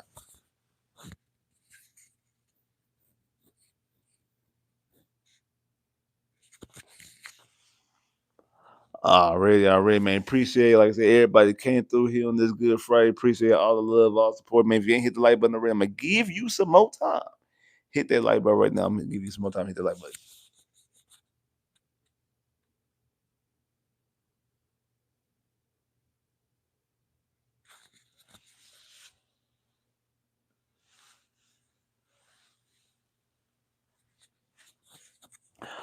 Already, man. Appreciate everybody come through. I'm gonna tell y'all this. I will be going live after the game on Monday. Win, lose, or draw. I will be going live after the game on Monday. But it will not be directly after the game. It's going to be around 30 to in between 30 to 45 minutes after the game. So bear with me. I know it's Monday night. I know it's going to be late. Luckily, it's not the 9 o'clock game. I know people got to go work, people got to go to school, whatever. But it's going to be, like I said, it's going to be 30 to 30. It's going to be 30 to 40 minutes after the game. It's going to be 30 to 40 minutes after the game. The reason why is because I seen somebody say people got work. I know people got work. I got work. That's the reason why. For y'all that don't know, I'm a truck driver. I drive trucks. So when the game's going to be on, I'm going to be in the middle of a delivery. So I'm going to be behind, like I say, roughly around like 20 to 30 minutes. I'm gonna be roughly behind. I'm be roughly behind like 20 to 30 minutes after. So I'm going to be on a delay. I'm gonna be watching the game like I say, like 20 minutes behind everybody.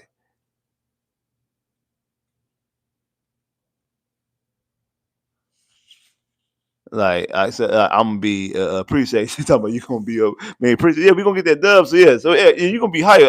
I know people say you gotta go to work, but we gonna have a playoff. We gonna have a playoff win, especially if both Buffalo and the Chargers take care of business. We know we're gonna have a home game in the division round. Boy, we gonna be hyped and jumping.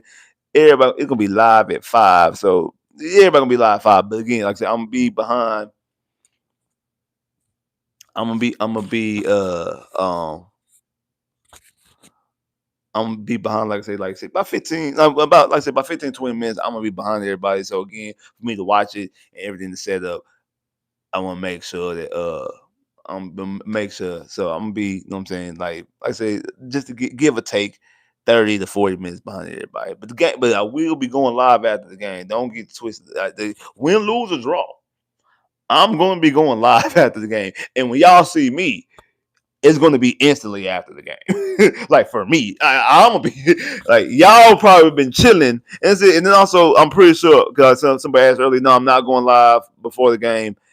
Honcho, if I'm not mistaken, is going live before the game, and more likely is going to be going live after the game. So y'all could definitely say check out Honcho before the game, and then check out Honcho after the game, and then after that, I should be like after Honcho do what he do, I'm gonna be right there.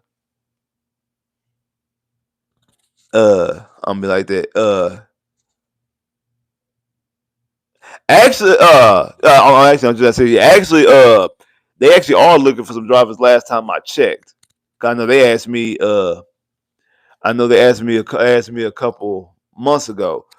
I can do a check, and I'll let you know I'll let you know after the game on Monday. I can see on Monday. Uh, I can see on Monday. I can let you know. I'm not 100% sure. 'Cause I know they did hire some people. I can let you know. I can let you. I can let you know. I,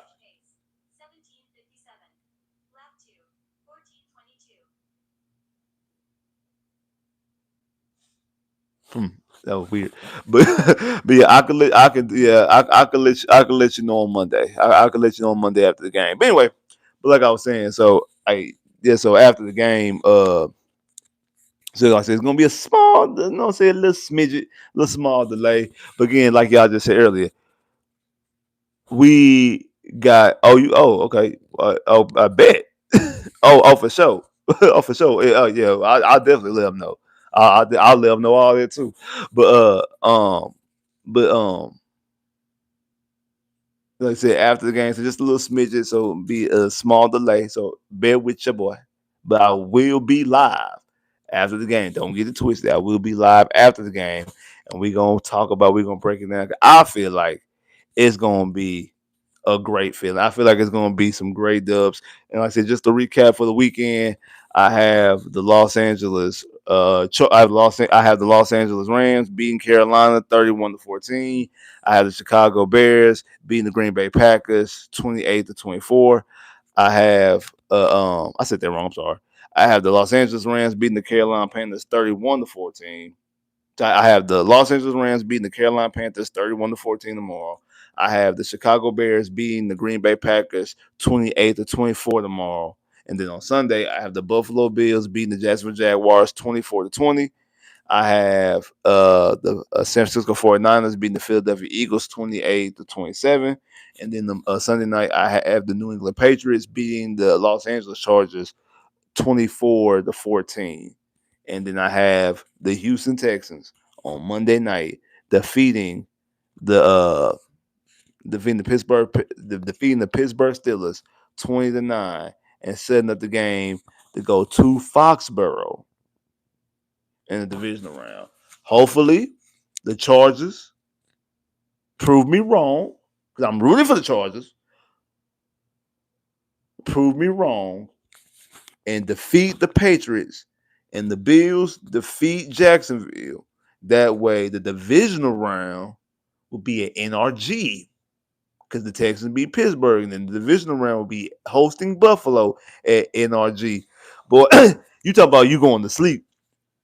If the Houston Texans beat the Pittsburgh Steelers, and it's guaranteed, because it will be at that time, that the Texans will host the divisional round against the Buffalo Bills, bro, you're going to be up to 3 o'clock in the morning. You're going to be so hyped. You're going to be up to 3 o'clock in the morning. Man, let's keep it all the way let's keep it all the way a buck, bro. Let's keep it all the way a buck, bro. You're going to be up to 3 o'clock in the morning watching everything because it's going to be all type of content talking about the Houston Texans beating the Pittsburgh Steelers. Especially if we do it in a dominant fashion. You're going to have Saw Sports. You're going to have my channel. You're going to have CBS, NBC, ABC, BBC, CBC, DBZ, GTA. You're going to have everything talking about the Houston Texans defeating the Pittsburgh Steelers in a dominant fashion. And then also in the divisional round, hosting the Buffalo Bills, a team who they have a very good history with, especially inside their building. Bro, you're going to be too hyped because the Texans have a clear path to get to their very first ever AFC Championship game. Because I'm going to be all the way 100 with y'all. This is the best I've ever felt going into a playoff game. This is the best I've ever felt going into a playoff run. First, this is the best I felt going to a playoff game since we playing against Connor Cook and the Raiders. Because that was Connor Cook and the Raiders. Because it was Connor Cook. That was really the only thing because of Connor Cook. But you had Brock Osweiler. You didn't really know exactly how much that was really going to last and really what that run was really going to take you on. Bro, I think this is the run right here. This is the run, I feel like, to get the Texans to their first Super Bowl. This is it. This is it. This is the run right here. This is it. It's the run. This is the run right here. Right here. The man right here. The man right here. The man right here. Chill. Chill. The man right here. The man right here. The man right here. The run is right here. This is the run right here. This is the run right here. This is it. This is the run right here. This is the run to get the Texans to the Super Bowl. This is the best run. This is the best chance we have. It's the most hype I'm about. This is the most hype I've been about a Texans playoff run. The first one though was hopeful. The second one actually was disappointed how we got there. The ones with Bill O'Brien before we got the Defoe, it was cool, but you know how far you're really gonna go, you know. And then even with the ones with Defoe, you like, because you had Bill O'Brien, you really didn't know, you know what I'm saying? And then the last two with CJ, you know what I'm saying? Like, you know, the first one, you're just happy to be there. Last year,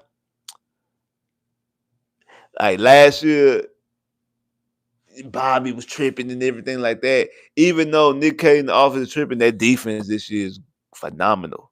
And I see people say it too. There's a clear path. But again, man, hey, I think this is the one, bro. I think this is the one where we could really, I think it's the one that we really have a legitimate shot. And this is the best I'm feeling about one. The best I'm feeling about it.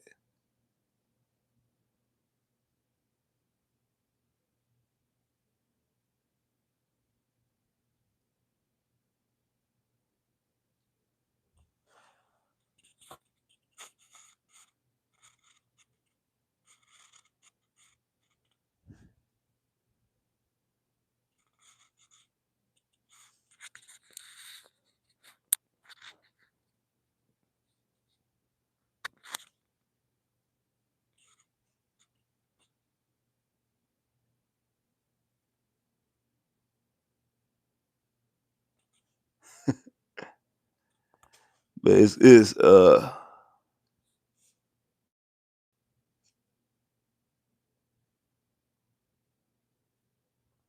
man, like I said, it's gonna go down. It's really it's like I said on the like I said on the video that they posted with JJ.